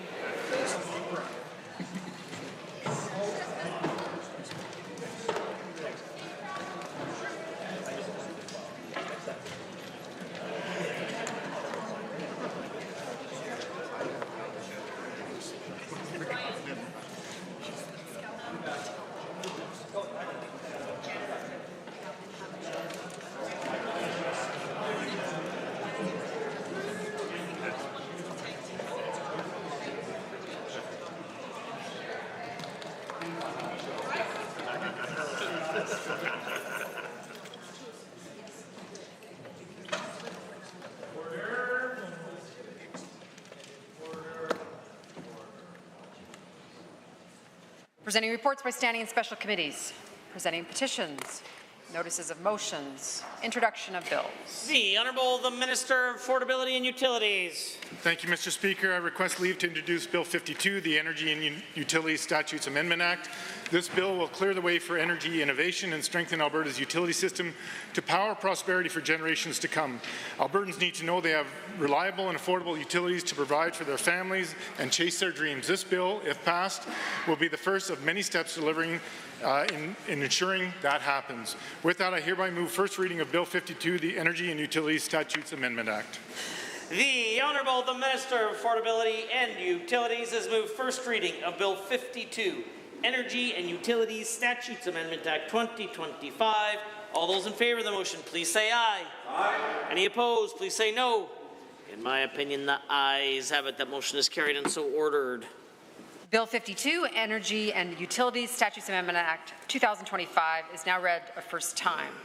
Tabling, returns, and reports. Are there tablings? The Honourable Member for Cypress, Medicine Hat. Thank you, Mr. Speaker. I rise to table 5 copies of a number of articles. First is a 2025 article titled, Want to Get Rid of Fentanyl, Take Money Laundering Out First, as experts calling out the lax penalties and regulations Canada have implemented and have allowed financial crime to flourish in Canada. The second is a 2024 article calling out Canadian banks are, quote, easy targets for money launderers, with bank employees receiving bribes in the form of gift cards and cash deposits into their own accounts to look the other way. Number 3 is a 2024 article titled The Dirty Truth About Money Laundering Laws, highlighting federal governments use the laws to pass the buck from themselves to the financial sector for failing to detect and prevent drug trafficking. The fourth is a Globe and Mail article calling out foreign interference from China involving Liberal candidate Peter Yen and his close ties to Beijing. Fifth is a National Post article with former British Prime Minister Liz Truss calling out terrible job Mark Carney did as the Bank of England governor, labeling him as the architect for Britain's financial woes, and says Canadians need to wake up to the threat of him and his Liberal policies present. The honourable member for Edmonton West Henday. Thank you, Mr. Speaker. I rise to raise the requisite copies of the major project listing for the Code and Law and Governance Lodge, East Campus Village, with the commencing start date of 2025 and the estimated cost of $10.3 million. House Leader. Thank you, Mr. Speaker. I rise to table the requisite number of copies of a TikTok video screenshot of the member from St. Albert saying that the independent disability advocate looked like a hostage. The honourable member for Edmonton Whitemud. Thank you, Mr. Speaker. I rise to table 5 copies of an email that I referenced in my question today during question period. It's an email sent from Senior ADM for Alberta Health, Leanne Wagner, sent yesterday, April 9th, to Alberta Health staff, directing Alberta Health staff to redirect any interview requests from the Auditor General to legal counsel. Honourable member for Grand Prairie. I rise to table 5 copies of an article from the CBC, this from April 10th, 2025. Article titled, Alberta Sheriffs Say Extra Training, More Pay Needed to Become Police. The article reads, some municipalities are frustrated with the rising costs of RCMP services and what they see as a lack. The purpose of a tabling is so that I can read it, not for you to read it to me. The honourable member for Calgary-Klein. Thank you, Mr. Speaker. I rise to table 5 copies of a printout from AlbertaRepublicans.com. It lists the many MLAs that would support an independence referendum. Are there others? The honourable member for Edmonton Highlands Norwood. Thank you, Mr. Speaker. I rise to table one of the countless emails that my office has received regarding coal. This one is from William Barr, one of my constituents, who is urging the Energy Minister, among others, to reverse their attacks on the eastern slopes of coal mining. Here we go. Are there other tablings? Seeing none, the clerk. Tablings to the clerk, deferred divisions. Honourable members, that brings us to points of order. And at 1:44, the Honourable Government House Leader rose on a point of order. Thank you, Mr. Speaker. At the time noted, 1:44, I rose on a point of order, which is uncommon during member statements, but I felt it was necessary to rise during the member statement for the member from Calgary-Klein at its completion to note that during the member statement, the members listed off a robust number of members on this side by constituency, directly naming them and saying that they are separatists. Yeah. Mr. Speaker, this is categorically false. Now, I understand that there are matters of debate in this chamber and we disagree or agree as to whether or not something said may or may not appear to agree or disagree with something said in the public. But what I can assure you is that there are no separatists in this caucus, Mr. Speaker. We do not believe in separation. We believe in Team Canada. And for the member opposite to make that statement in a member statement, and then for the public to see that, the accusations then become on the government suggesting that we are, when we are not. This is clearly attributing unavowed and false motives to our caucus. It's unparliamentary, and I'd appreciate if that member would stop using that kinds of language in reference to specific members of our caucus. It is very unhelpful, and I believe it's a point of order under 23H, I, and J. The Honourable, the Opposition House Leader. Thank you, Mr. Speaker. I disagree with the Government House Leader. I believe this is a matter of debate, as we saw in tablings, and I believe, I do not have access to the blues, but I believe the member said something along the lines of, in fact, a new website lists an alarming 11 UCP members supporting a fringe separatist movement and the independence of Alberta from Canada. That website has since been tabled. The matter of debate is in this House has been the actions of this government, including government policy, but also individual members' behaviour when it comes to what we see happening with tariffs, Trump, and the accusation that we may be dealing with Maple MAGA here in this province. I believe it is a matter of debate. I believe asking the question around where we stand on separatism when the Premier seems to be encouraging referendums makes this a matter of debate. And I will remind the government House Leader that his own whip in April of 2024 came into this chamber and specifically named our members in his member statement. I will also suggest that further on in additional points of order, he and his team continue to name our members and make accusations about us. This is a matter of debate. I do believe we need to have a reasonable state of decorum here, and in this case, introducing the evidence of a new website and the questions around what is happening with the separatist movement in Alberta is legitimate. Are there others? I do have the benefit of the Blues, and I'm prepared to rule. The honourable member from Calgary-Klein said the following.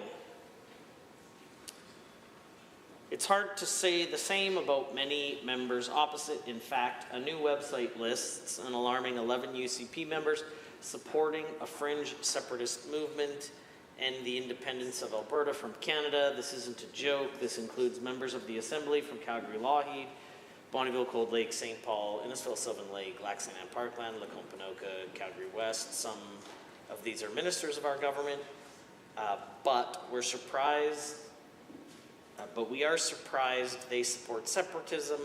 The Premier has wasted buckets of taxpayers' dollars flying around inaugurating herself to alt-right extremists, but this so-called diplomacy hasn't accomplished anything for Alberta or Canada. At no point in time did she make the accusation that these, or say these people are separatists.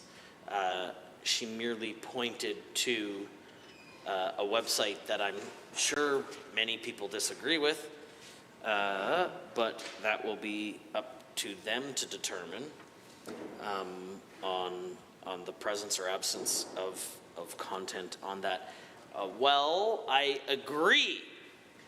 And we've seen from the leader of the official opposition that specifically calling out members of the Assembly rarely leads to an additional amount of positive decorum and almost always leads to additional negative decorum. I do believe this is a matter of debate. It's not a point of order, and I consider the matter dealt with and concluded. At 2:06, the official opposition deputy House Leader rose on a point of order.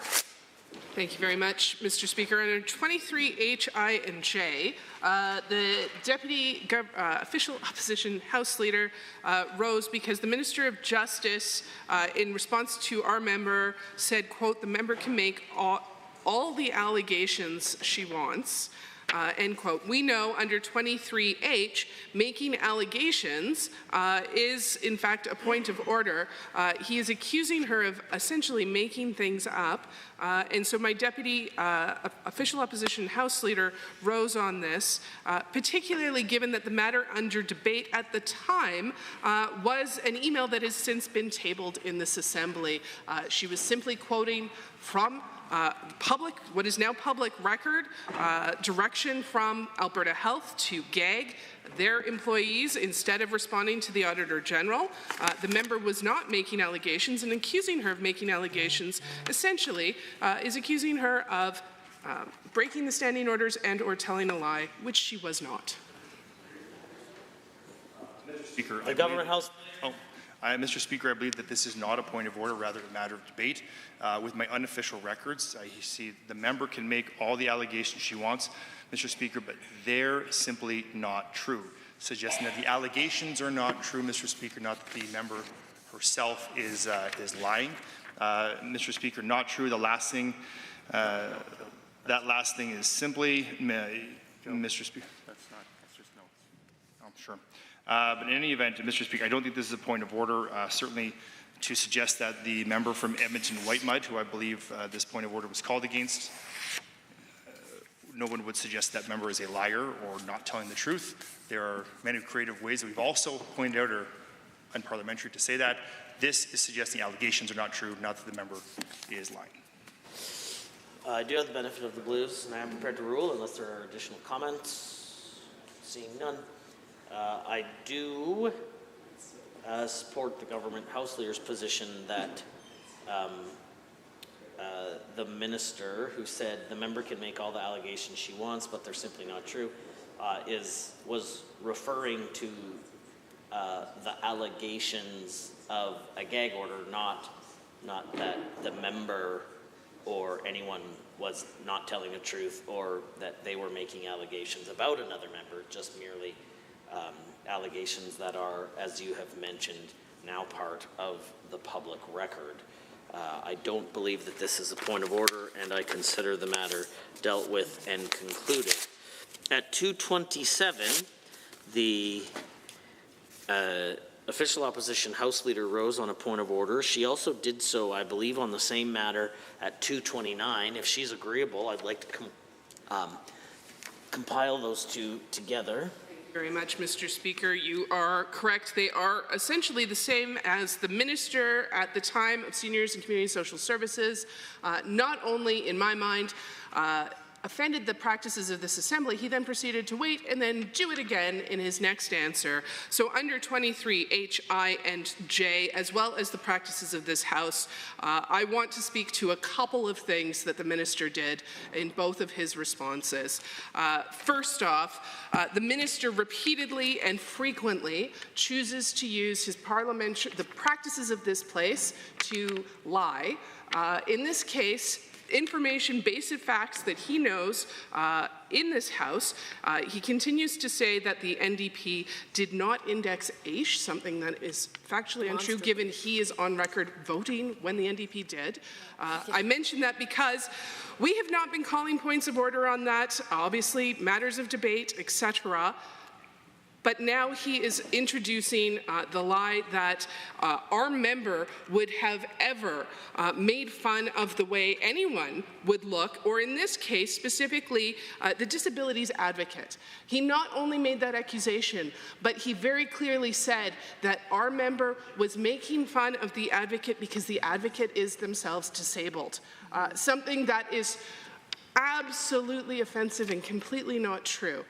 He is deliberately taking a statement where we are concerned and where the member has been concerned that someone might be a hostage, and then saying that we are making fun of somebody's appearance.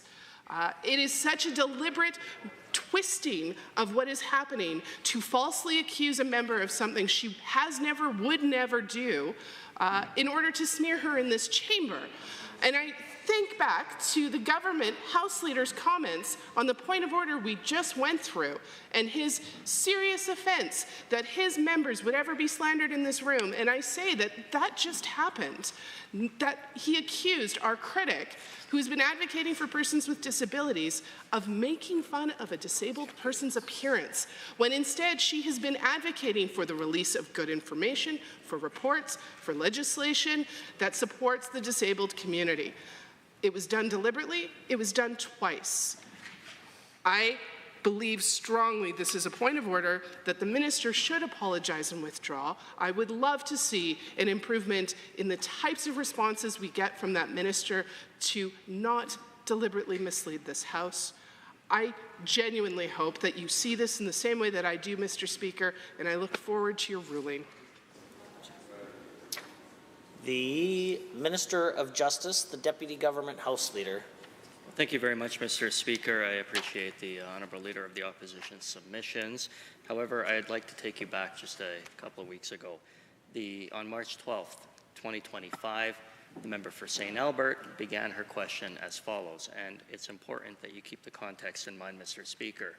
Given that this non-independent disability advocate looked more like a hostage at the presser. Those were the comments of the member for St. Albert. Now, there are two problems with that, Mr. Speaker. Number one, the member for St. Albert imputes motives on this individual as being non-independent. This individual had come forward to support the government policy at his own will, Mr. Speaker, and something he believed in. There's an attack on his credibility by accusing him of being non-independent. The second, that he appeared to be a hostage. Again, a comment that I don't think anyone would appreciate, especially a disability advocate coming forward and putting himself forward to the public to advocate on behalf of the minister's good policy. Today, the minister said, "It is outrageous to hear that the member even talk about the disability advocate."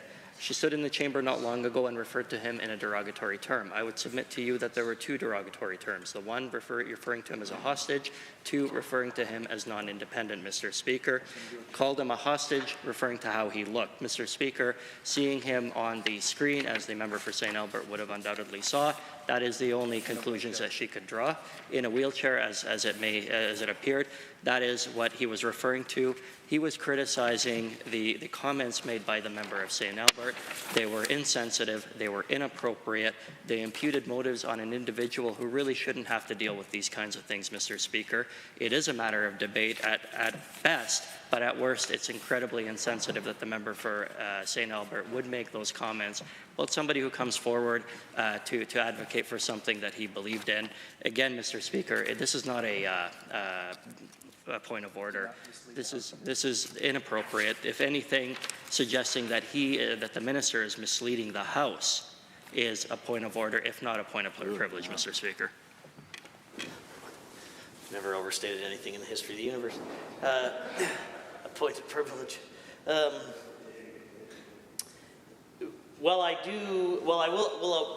will add this. I agree that the language used in the defense of the point of order is aggressive, strong, and perhaps unhelpful.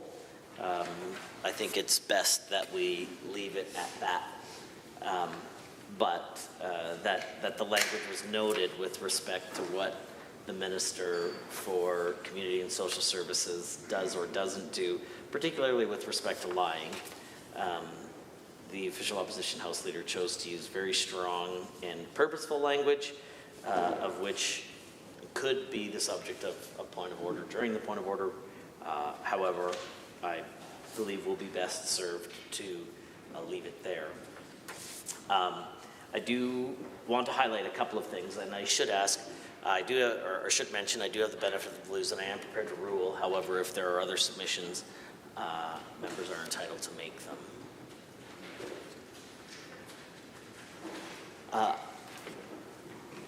What I will say is that anytime members seek to get so close to the rules, and I would go as far as to say make tit-for-tat type of allegations, decorum inevitably decreases. And I think that we saw that here today, where the minister chose to use some very strong and provocative language about the member for St. Albert. And in return, I believe the last point of order, should we hear it, the member for St. Albert made the decision to stray from the traditional conventions of the Assembly, and as such, decorum decreased. And here we are 5-8 minutes into a point of order discussion. I would say that the language that the minister used is certainly unhelpful. I think in light of the submissions with respect to what the member said, both here in the House and in other places, it's difficult to say the intention of the minister, but the language the minister used is definitely unhelpful. And I think we can agree that the member for St. Albert has been a long-standing advocate of the disability community, and so I can understand why she may feel frustrated and disappointed with the language that the minister used. I'm going to provide the strongest of cautions possible to the minister, and I expect that if we do debate the final point of order, I will also offer the strongest of possible cautions to the member in her response to the minister's provocative language as well, and reiterate to all members that if we stick to the broad-based policies of the government and not the individual statements of members of the Assembly, decorum will always improve. And so at this point in time, this is a strong caution to the minister. I consider the matter dealt with and concluded. I am willing to hear the last point of order. I presume that it is the honourable member for St. Albert not speaking through the chair, and that's fine. We can hear that, or we can proceed knowing my response. In the spirit of goodwill and in light of the comments you just made, Mr. Speaker, I believe it's probably appropriate to just withdraw the point of order and move on with the rest of the day. Consider the matter dealt with and concluded, but I will highlight that this is the challenge that we face as an assembly, that as decorum decreases, members are less likely to stick to the facts, and inevitably, when things become personal, decorum decreases, which is why we speak through the chair and not directly to other members. This is, I consider this matter withdrawn. It is dealt with and concluded, and that brings us to orders of the day, orders du jour. Government bills and orders for second reading. Bill 49, Public Safety and Emergency Services Statutes Amendment Act 2025. Honourable Mr. Ellis. The Honourable the Minister of Public Safety, the Deputy Premier. Well, thank you very much, Mr. Speaker, and I'm certainly pleased to be here today to speak to the second reading of Bill 49, Public Safety Emergency Services Statutes Amendment Act. The bill, if passed, of course, will meet Alberta's evolving public safety needs through 4 components, Mr. Speaker. If passed, Bill 49 will plug the gaps from previous legislation to combat scrap metal theft, which has been exploited by organized crime. Proposed amendments to the Scrap Metal Dealers and Recyclers Identification Act will address this problem by ensuring officers have the information that they need to identify suspicious activity, trace stolen property, such as catalytic converters and copper wire. And of course, we've consulted with the industry about those gaps and from lessons learned that were some of the holes in that act that needed to be, of course, addressed. And this is quite simply our amendments that are meant to fill these identified gaps, make sure that we hold the scrap metal dealers accountable. Secondly, the bill enhances Alberta's disaster resilience by better balancing the powers and use of the Emergency Management Act while being mindful of Alberta's individual rights. And this will, of course, improve how complex disasters and emergencies are handled and how we protect individuals' rights while maintaining public safety. Thirdly, Bill 49 will lay out the legislative framework for the Police Review Commission, which will be up and running hopefully by the end of this year. Thank you. And of course, which will actually put into legislation, Madam Speaker, the same processes that, or similar processes that police already use in professional standards units, quite frankly, right throughout the province of Alberta. And finally, Madam Speaker, I am very excited that this bill will support the implementation of the new Crown Corporation intended to enhance the delivery of policing in Alberta through the amendments to the Police Act, namely the independence of the agency police service. We have heard from sheriffs, and we have heard that they require better training. We have heard that they require pay, they require funding. And that's exactly, Madam Speaker, what Bill 49 is intended to do. As I've stated for several years, we are asking these individuals to perform the duties of police officers through their great work on the highway patrol, through the work on the scan teams, the fugitive apprehension teams. So we've also had requests from Calgary, from Edmonton, from places in rural Alberta that required augmentation and support. And so in order to do that, we need to make sure that we have that support in place and that's where having fully trained police officers are meant to fill those gaps and provide those supports as needed and as required.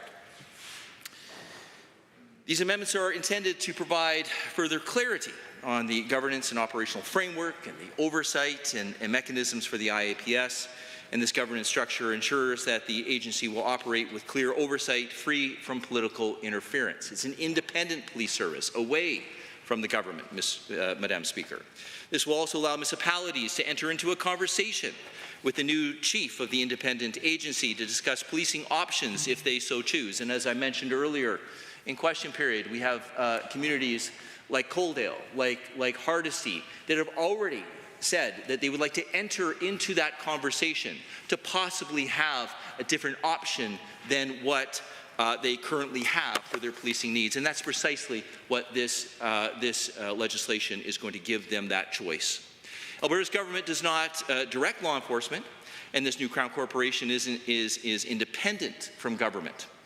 Madam Speaker, I continue to hear horror stories of no police responses in communities serviced by the current police of jurisdiction. It's unacceptable. Madam Speaker, when somebody calls 911, I've said this before, I expect somebody to go to that call. And that doesn't always happen. There's areas within this province that do not have 24/7 coverage. Again, not acceptable. And we have to fill that gap, and that's precisely, again, what Bill 49 is going to do.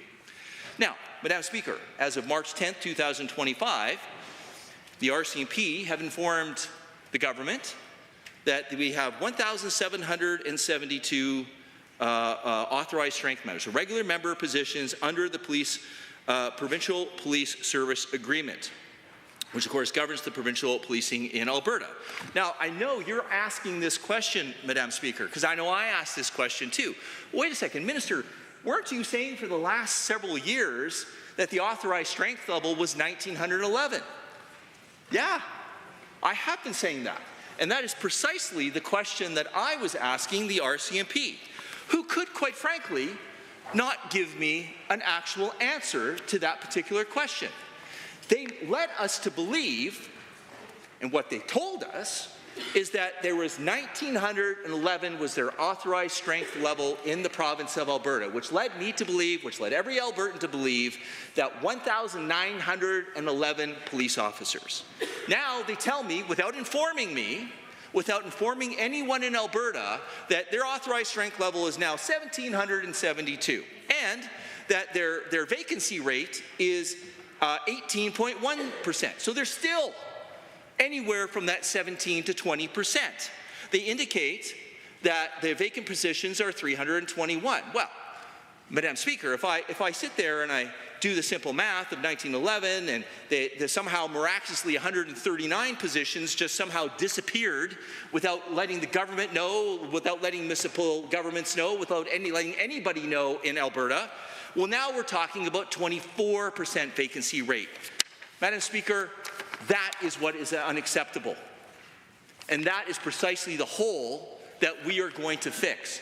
People want predictability. People want public safety. Madam Speaker, people want to know that when they call 911, somebody is going to show up to that call. What they don't need is some sort of shell game telling us one day that there's 1,911 officers, and on the next day they're telling us there's 772 with no explanation, no rationale. Madam Speaker, then the members opposite, along with their friends in the union for the RCMP, they want to sit there and say, no, this can all be fixed with money. Just give money.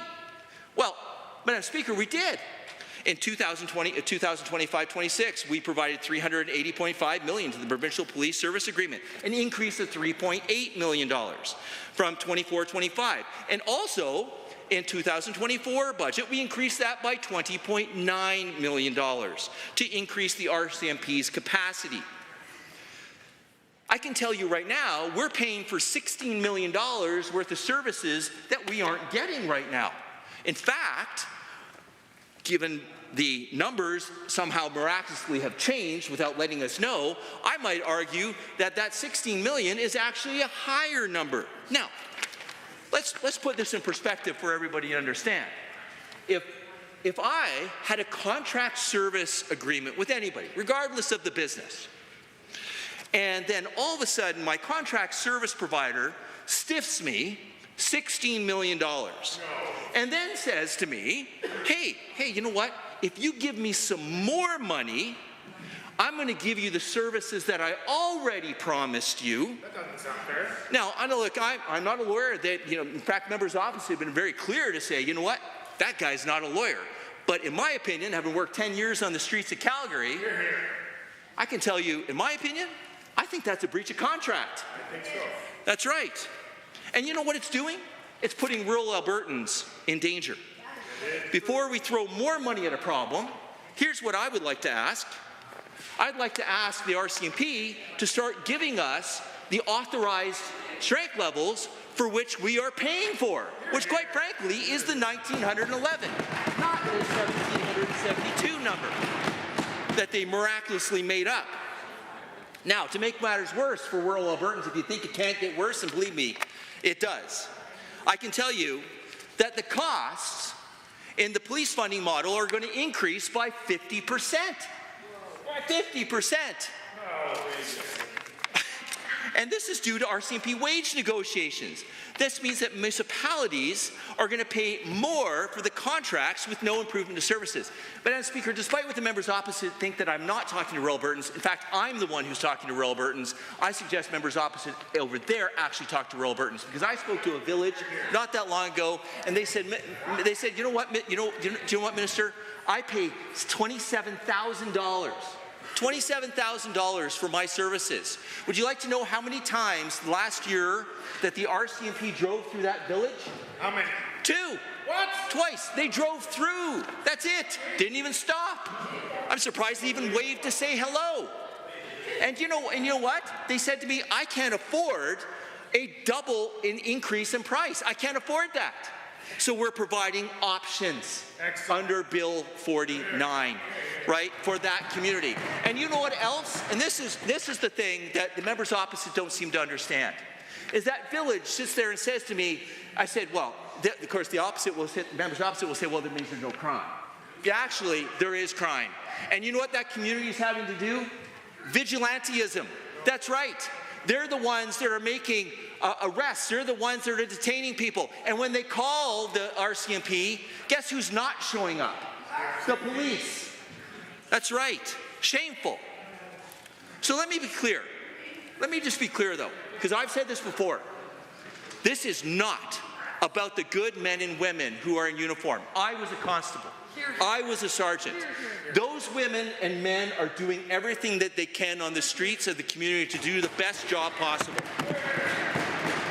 But what this is gross mismanagement. This is a failure of the organization. This is a failure of the unions in Ottawa. That's what it is. And the federal government is not making rural crime a priority in this country, not just here in Alberta, in this country.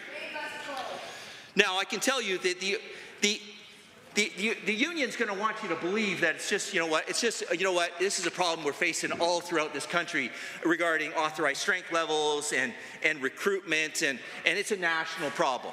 It's not. I can tell you that, Madam Speaker, it's not. And do you know why I can tell you that? Because of the great work being done in Lethbridge. Do you know that in Lethbridge, that's right, the Lethbridge Police Service has a 0% vacancy rate. That our Alberta sheriffs have a 10% vacancy rate. We have First Nations communities that have policing in here, and they have numbers regarding vacancies that are low.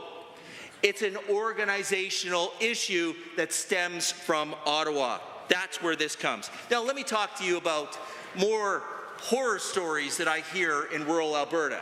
And I'd like the members opposite to square this circle. I'd love to hear the story on this one. In Peace River, the Peace River has an authorized strength level of 17.5 officers. Would you like to know how many they actually have? Remember, they're paying. They're paying for 17.5. 5. I can tell you as a commander, I don't even know if I can do 24/7 coverage. I can tell you that I spoke to the chief of the Woodland Cree Nation, a great man, Chief Lubacan. And he says to me, of those 17 and a half officers, Minister, he says, I paid for 3. I said, you paid for 3. Wow. And how much service do you get? He goes, none, 0. I get no service. Oh my God. So then he sits there and he tells me, he says, of course, because of Bill C-75, the NDP policy, which has violent repeat criminal offenders causing havoc within communities all throughout Canada, but especially in First Nations communities, he sits there and says, we had somebody who was a violent repeat criminal offender who's wreaking havoc in our community. I said, did you call the police? I did. You know what they said? We don't have anybody to send you. Shameful. I said, well, then what did you do? He said, Minister, he said, we had to hire mercenaries. In this province, mercenaries were hired by First Nations people because of the failure of the RCMP, because of the failure of Ottawa to respect rural Albertans, to respect, quite frankly, rural Canadians. Deeply shameful. But we've got to have urban privilege. I received letters from over 50, approximately 50 businesses in Peace River, with letter after letter, with complaint after complaint, talking about the social civil disorder, the fact that there was no police policing their communities, that they make calls of service and nobody was showing up. I heard that time and time again. Mr. Speaker, despite what the members opposite are going to say, I'm going to tell you, on this side of the House, we are going to provide choice to Albertans. We are going to make sure that when somebody calls 911, that somebody is showing up to that call. And for all you men and women out there in the RCMP, I want you to know you are loved. You are. You are loved, and it's not your fault.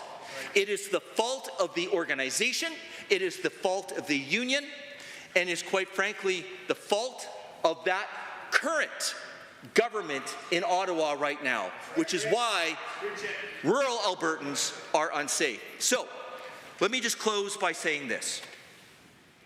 We're following through with our commitments. Our commitments to Alberta, we said we will do whatever it takes to keep Albertans safe. Thank you. We will continue to do and fight and repeal C-75, which is the NDP policy that puts everyone in this country at risk, quite frankly, which is probably why their poll numbers are sitting around 7% right now. And we're giving more tools in the toolbox to catch copper wire and catalytic converter thieves, because remember, as I stated, they created an environment that has allowed organized crime to thrive with little or no consequences, which is why we have 4,000 hardcore organized crime groups in this country right now, and it's because of the NDP Liberal Alliance, which again has made us all unsafe. Yep.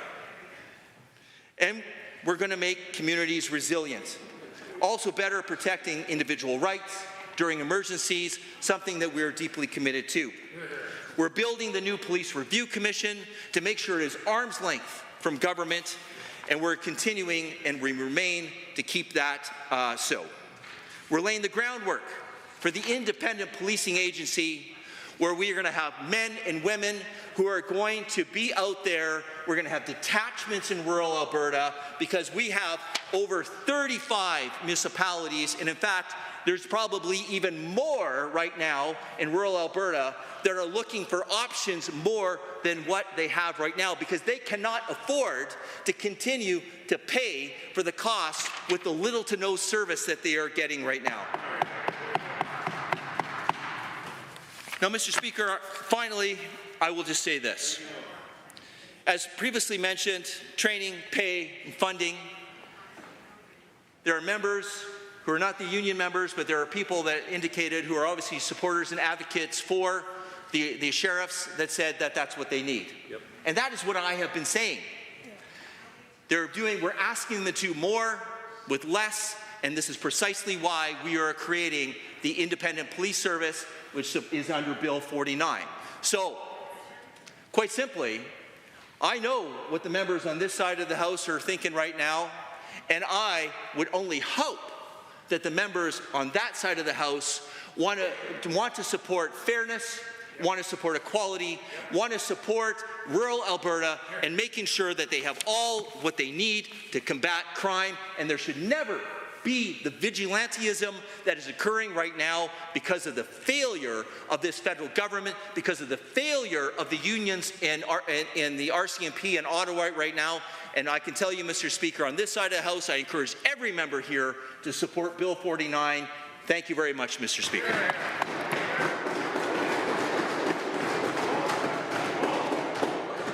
Honourable members, second reading, Bill 49, Public Safety Emergency Services Statutes Amendment Act.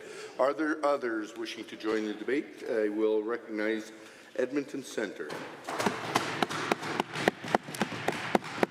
Thank you, Mr. Speaker. Appreciate the opportunity to rise and speak to Bill 49, the Public Safety and Emergency Services Statutes Amendment Act.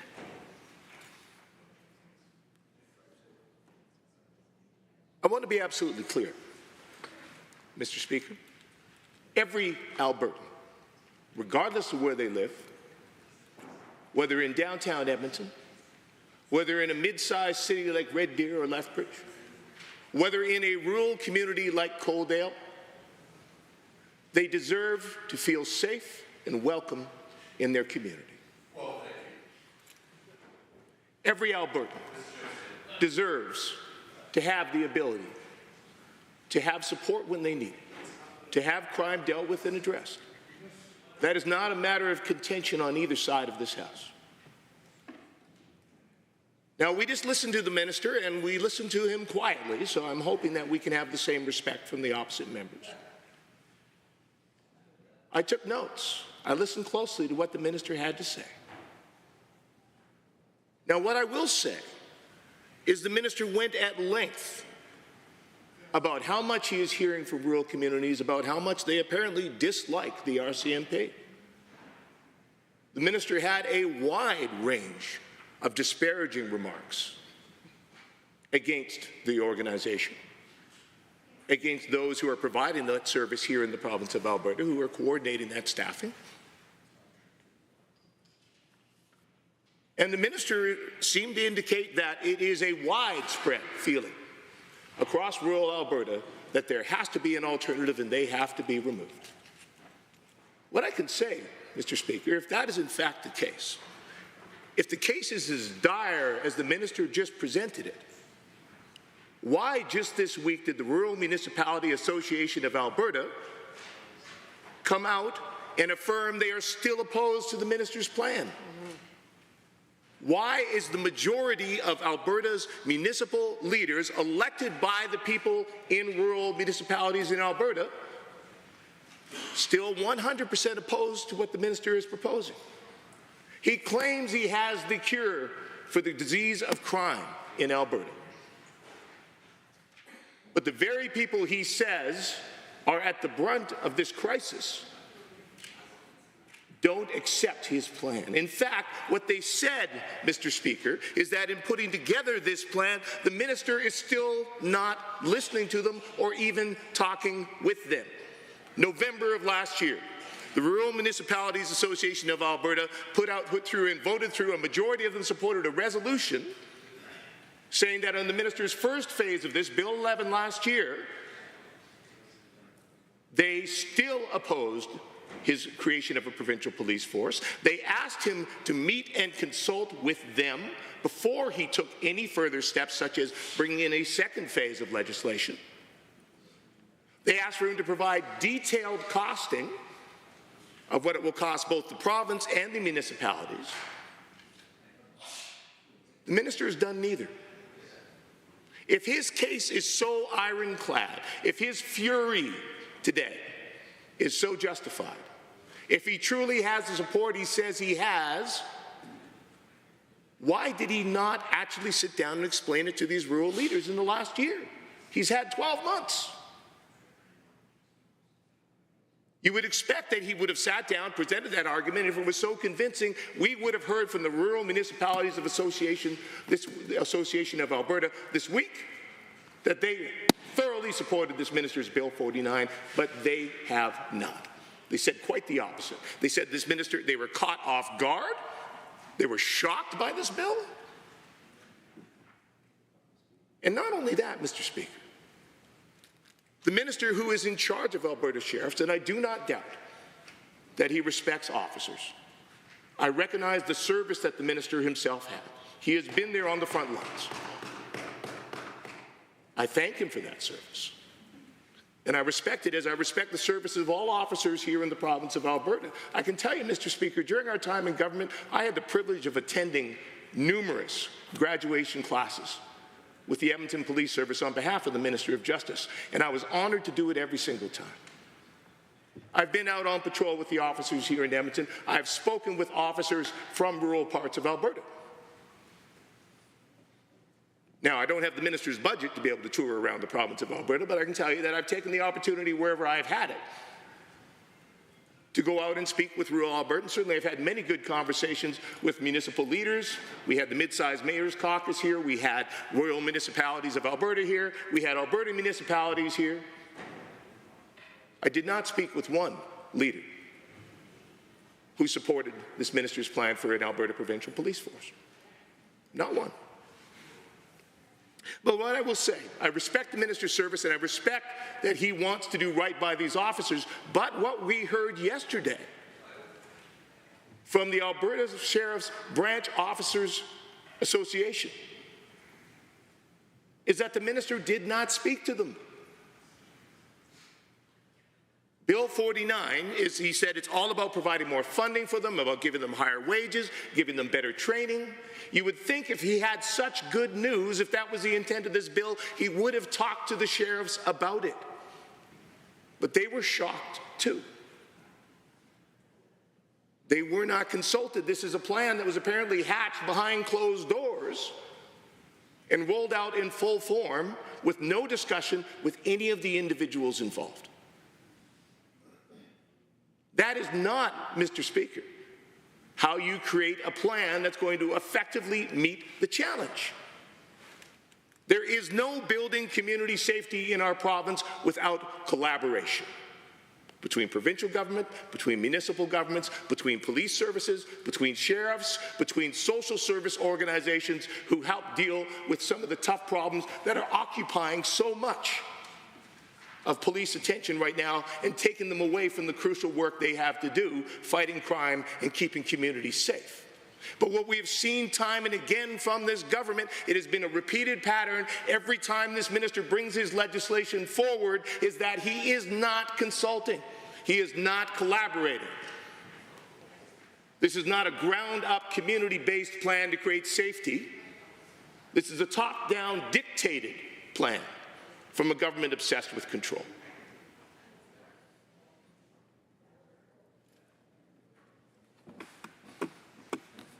So let's talk about where Bill 49 is actually coming from, Mr. Speaker. You know, there's a long-standing rule in this assembly that you can't do indirectly what you're not allowed to do directly. So, for example, I am not, as a member, allowed to say any other member is lying. I can also not use any language that implies that or find any other indirect way to do that. Can't do indirectly what I can't do directly. But you know what? That's exactly what the Minister of Public Safety and Emergency Services is trying to do through Bill 49. You know, for decades, Albertans have been absolutely clear they like the RCMP. That is still the case, Mr. Speaker. Recent surveys, recent polling shows a vast majority of Albertans still prefer the RCMP.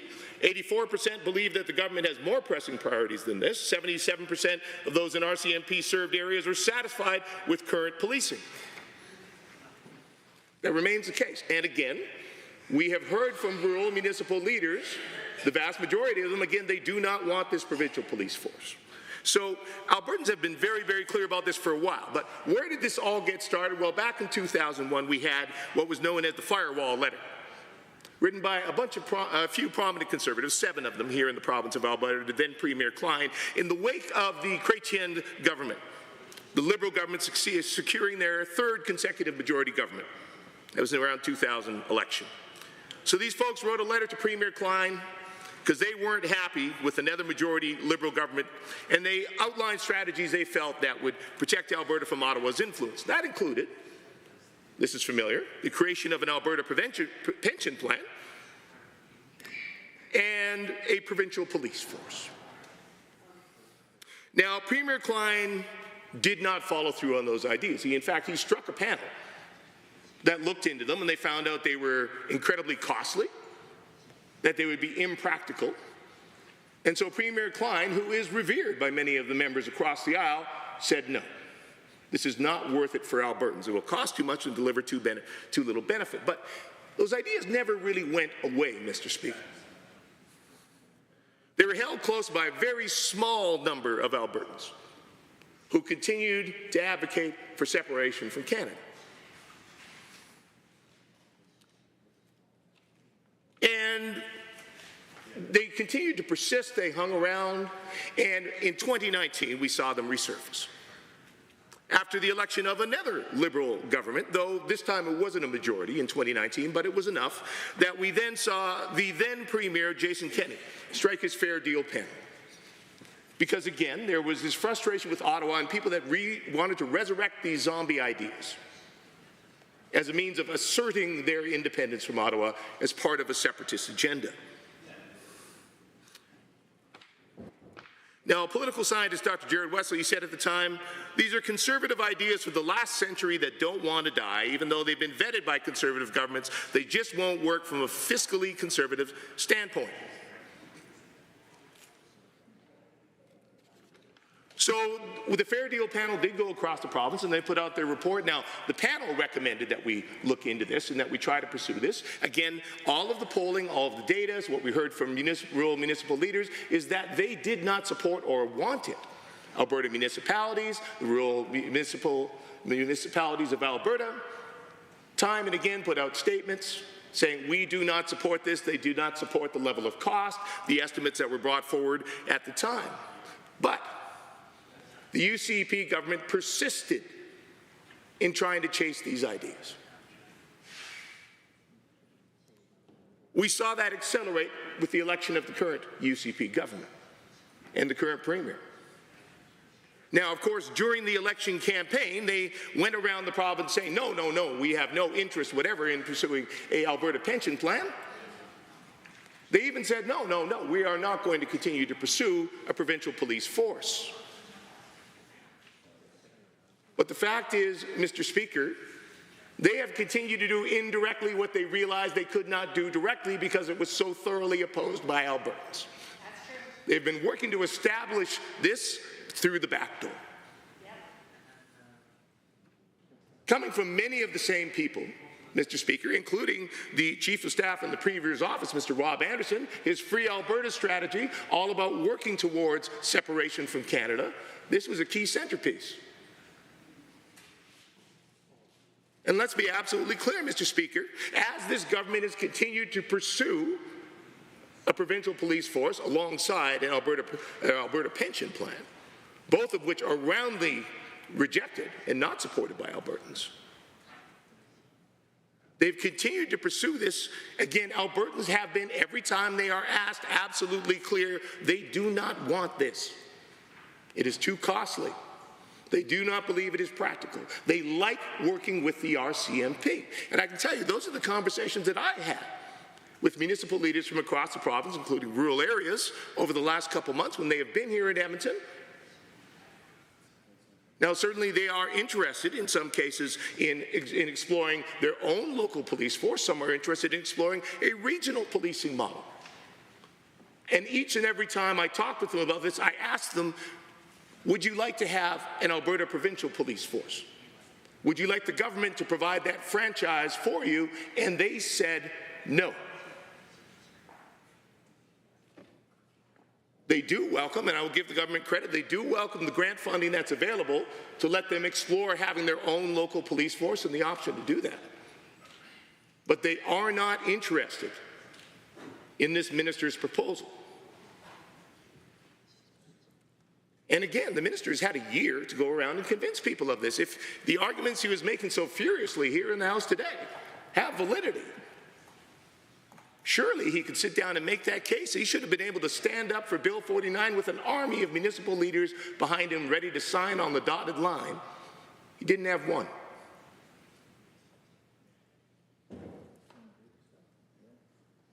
So what we have here, Mr. Speaker, really seems to me, clearly, this is not a government trying to provide a thoughtful, carefully thought through, collaborative, ground-up, community-based solution for community safety and rural crime in Alberta. What we have is a government that is trying to force through a top-down agenda that is more about its own political interests than actually improving safety for people in the province of Alberta. The minister talked about better pay, better training for sheriffs, because he's been asking them to perform the duties of police officers. Let's be clear, Mr. Speaker. It has been this minister's decision every step of the way. The creation of these new special task forces amongst sheriffs, the drive to give them more policing powers, absolutely, that has been the minister's decision. And I do understand there are some sheriffs that appreciate the opportunity to increase their skill level and take those on. If there are concerns about pay, Mr. Speaker, that's a choice of this government. Yes, it is. They could choose to give those individuals higher pay in their bargaining that's happening right now. The minister does not need a new piece of legislation to make that happen. If he wants to provide better training for the officers that he is asking to do more complex work, he could also do that today. We had a good conversation at the estimates for public safety and community service, and emergency services about the training budget for Alberta sheriffs. There is nothing preventing the minister from increasing that budget today. And in fact, that is exactly what the Alberta Sheriff's Branch Officers Association said in their press release yesterday, in which they said Bill 49 risks having negative impacts on Alberta sheriff officers. They talk about the potential that these initiatives from the minister, if he takes 600 Alberta sheriffs and hives them off into his new independent police service, that could actually cause our communities to become less safe. That's the sheriffs talking, Mr. Speaker, not me as an opposition member. They indeed say that if they were to move into that agency, they would need significantly more training. But they say the minister has never sat down and talked to them about that. Seems strange. There's a union. There's the Branch Officers Association. There's no shortage of elected representatives from the sheriffs that the minister could be speaking to. Heck, he could take a page from, what they're doing in the healthcare. As much as some of those consultations I've heard on the healthcare are a bit of a sham, at least they're going out and doing them. They're making the pretense. They're actually going and sitting folks down, healthcare workers at the table. The public safety minister has not even tried. He's got a lot of furious anecdotes to share in the House, though. The point is, Mr. Speaker, if the minister wants to provide, he says, further clarity in governance and the operational framework on this new independent police service, he could do that in the bill. He's not. There is no clarity other than governance and operational framework will exist. Everything else will be determined in the regulations. And the minister has had a year to go out and talk with municipal leaders. They passed a resolution in November asking him to do specifically that, to talk about precisely these issues. He has not even bothered to make the attempt.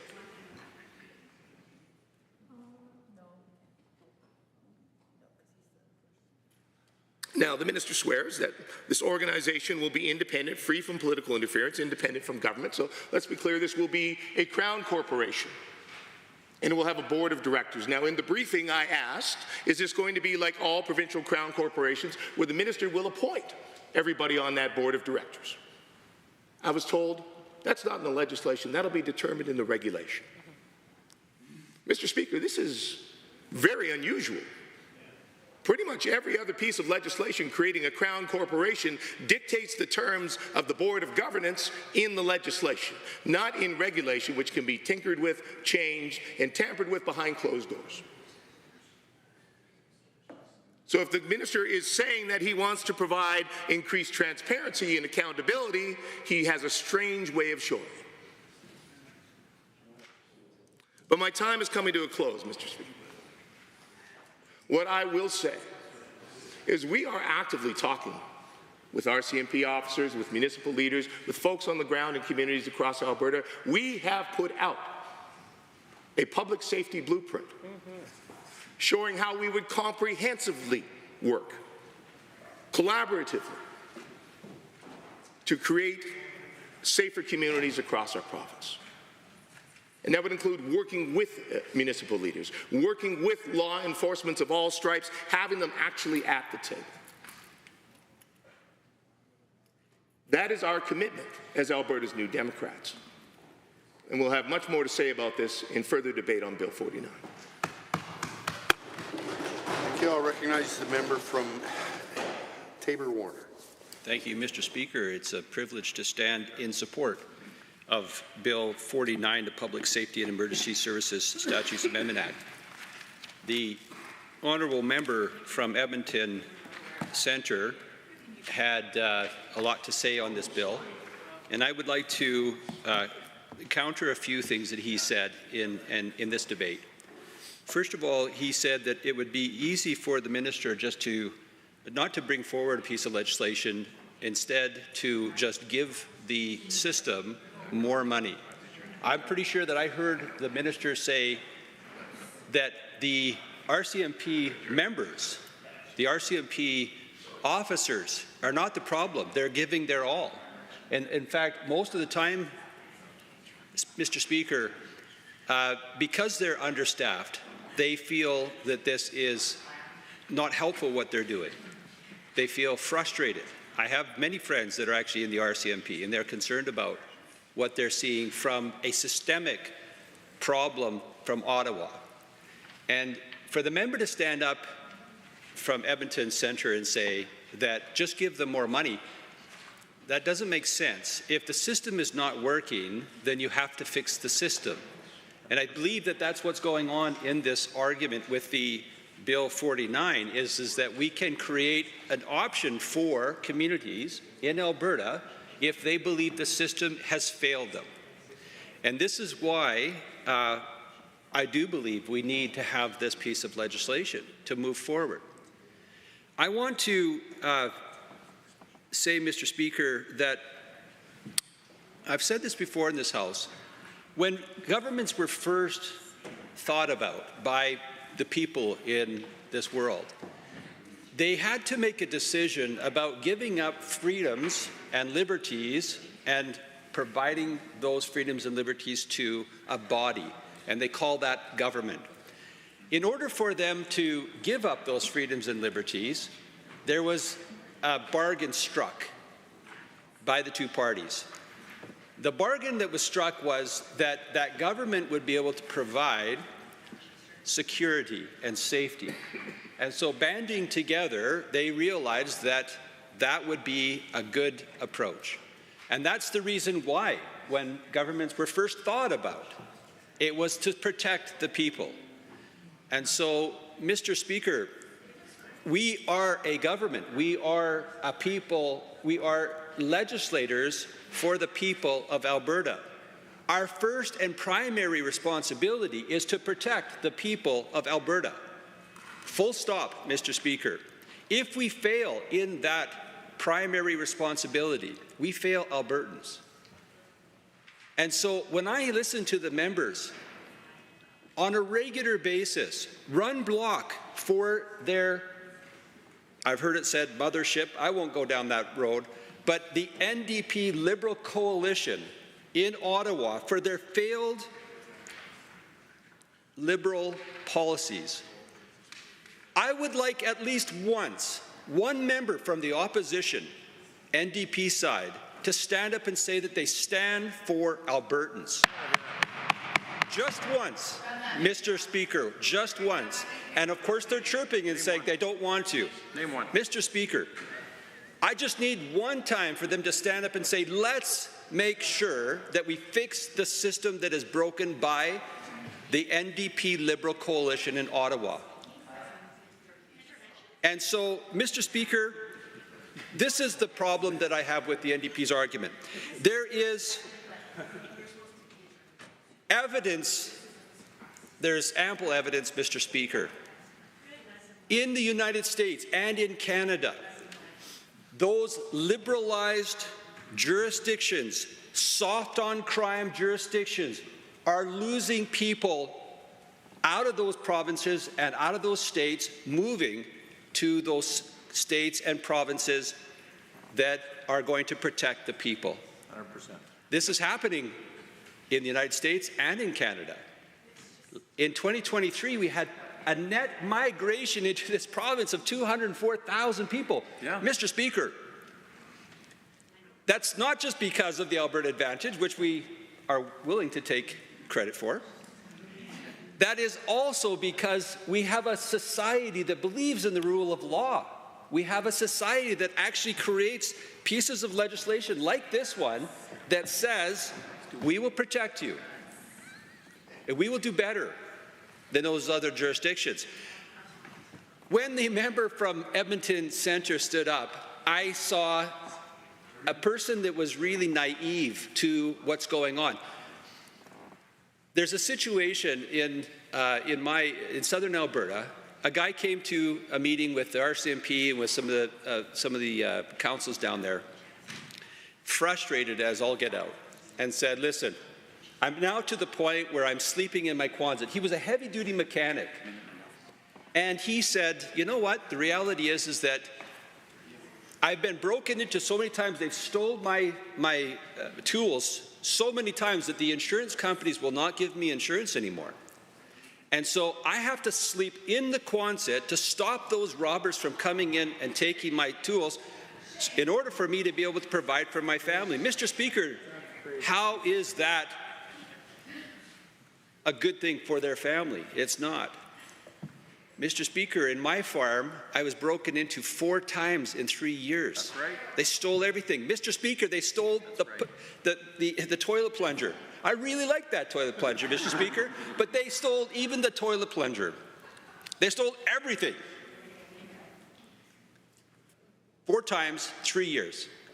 Mr. Speaker, I don't blame the RCMP officers. I blame a system that has failed Albertans. Hear, hear.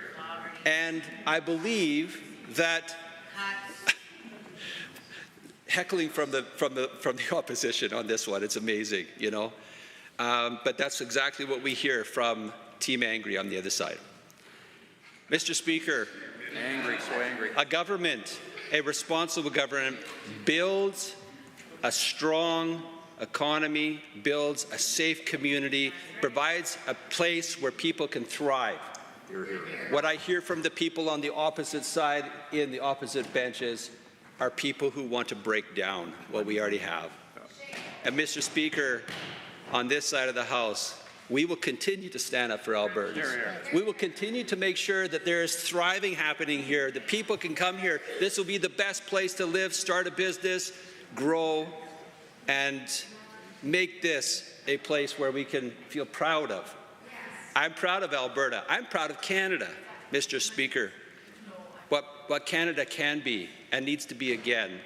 And I hope that on April the 28th, remember that Canadians can say to that broken NDP Liberal coalition in Ottawa, no more. We're not going to put up with it anymore. I look forward to that good time, Mr. Speaker, and thank you so much. Sure. Deputy Government House Leader. I'd like to motion to adjourn debate. Having heard the motion from the Deputy Government House Leader, Minister of Justice, all those in favour, please say aye. Aye. Any opposed, please say no. That motion is carried. Under Government Bills and Orders for second reading, Bill 38, Red Tape Reduction Statutes Amendment Act 2025. Adjourned debate. Honourable Mr. Williams. The Honourable Minister of Mental Health and Addiction has 14 minutes left to speak if he so wishes. Not, I will call on the member from Edmonton, Highlands, Norwood. Thank you. Edmonton Highlands Norwood is my riding, one I'm very proud of. And it is an honor to rise to speak to Bill 38, the Red Tape Reduction Statutes Amendment Act. You know, I had the chance as I was sitting here when I wasn't listening closely to to the speech from the member opposite. I was perusing Hansard debate on Bill 38, and I'm actually I'm quite proud of my colleagues for their thoughtful commentary on Bill 38, and in particular, a number of my colleagues whose shadow minister portfolios are impacted, and the member for Calgary Northeast in particular, and our shadow minister, the member from Calgary Acadia, because they spoke really well, eloquently, them and other members on this side of the House about, including the member from Edmonton Glenora who's looking for some approbation, which is fair enough. Like we all need affirmation from time to time. I get it. Spoke really well about the fact that Bill 38 red tape really is just a complete slap in the face of families who've lost kids.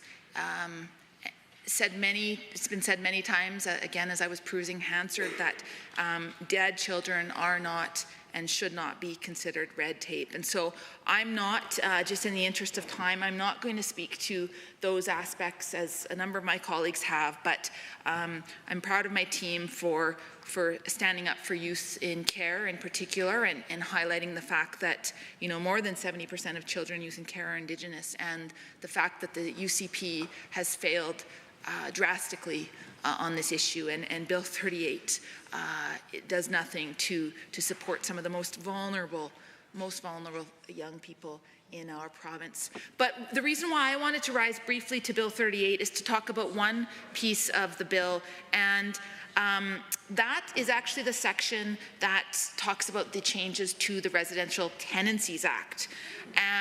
Many folks, and I haven't seen too many people chat about this yet in this chamber, many folks watching at home, and I do know, actually, I was at an event this morning, and it was a housing announcement, and shout out to the member from Leduc-Beaumont. He was there as well from the UCP, and it was good to have that multi-partisan collaboration. But as I was there, a community member came up to me and said she was watching the legislative proceedings when my colleague from Edmonton Gold Bar was speaking just before 6 p.m. yesterday. And so I thought that was fascinating that she and many others were tuning in at that time. So I do know people at home are watching.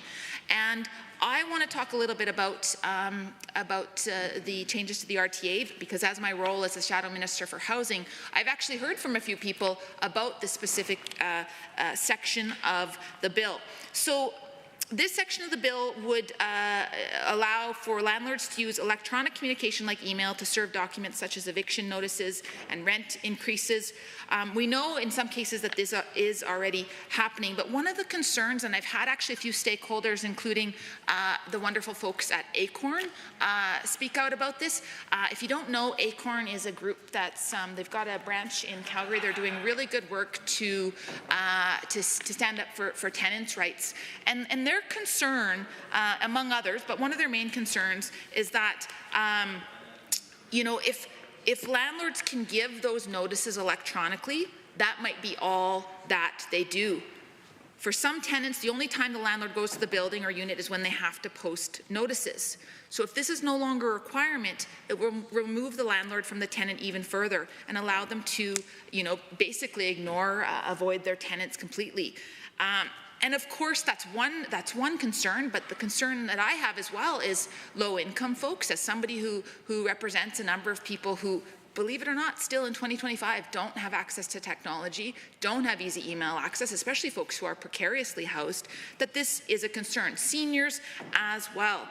And I do have to ask who's asking for those changes, because I haven't heard about this need from tenants, so I do wonder if this is this UCP government once again supporting landlords' rights over tenants' rights.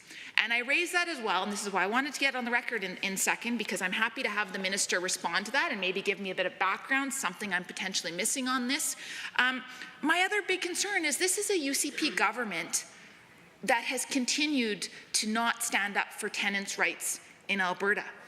The RTA, the Residential Tenancies Act here in Alberta, is quite outdated, and it's incredibly concerning to me that this government is willing to update the RTA for this, but but they're not willing to take any actions to tangibly support renters here in Alberta. If you're going to update the RTA, why not do what I proposed in Bill 205 and look at things like caps on rents, look at things like vacancy controls, actual tangible things that would help renters here in Alberta. And so with that, I would like to urge this government to take action for renters, to support them, and I do want to hear from the minister about these changes. And I also just want to get on the record that there are a whole lot of other sections of this bill, Bill 38, that if the UCP were really wanting to reduce red tape, they would first start by standing up for Albertans, like that minister over there said earlier in his debate on Bill 49, accusing NDP members of never standing up for Albertans.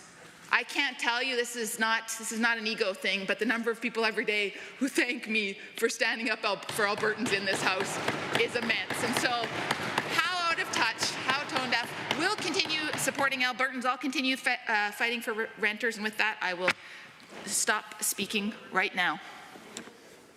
Are there any others wishing to speak? Seeing none, I'm prepared to call the question. The Honourable Minister of Service Alberta and Red Tape Reduction has the opportunity to close debate. That is waived. The Honourable Minister of Service Alberta and Red Tape Reduction has moved second reading of Bill 38, Red Tape Reduction Statutes Amendment Act 2025. Does the Assembly agree to the motion for second reading? All those in favour, please say aye. Aye. Any opposed, please say no. The motion is carried. And a division has been called. Call in the members.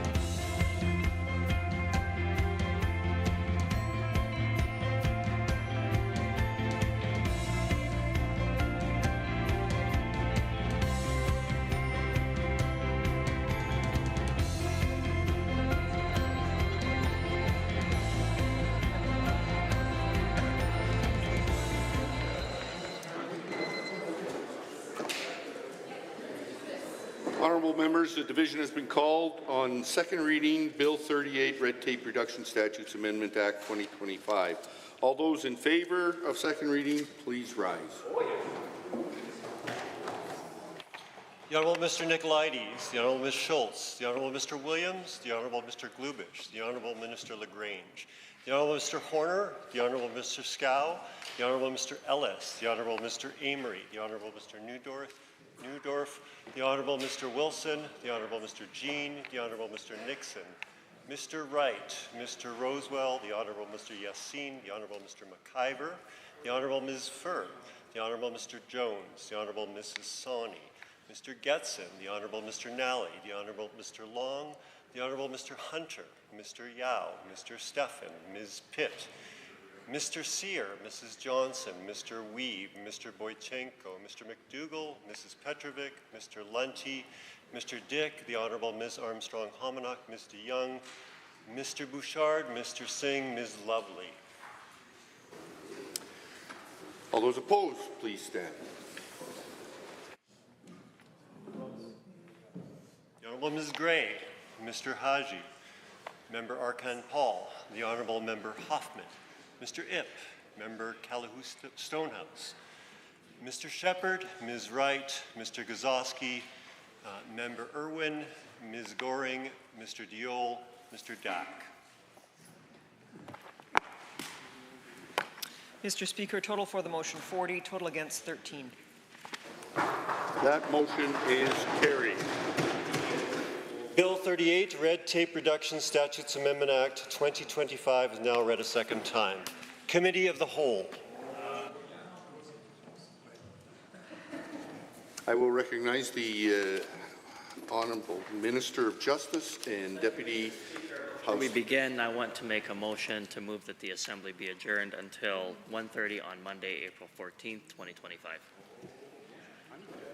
Having heard the motion to adjourn to Monday afternoon 1:30, all those in favour, please say aye. Aye. Any opposed, please say no. That motion is carried. The Assembly stands adjourned until Monday afternoon at 1:30 p.m.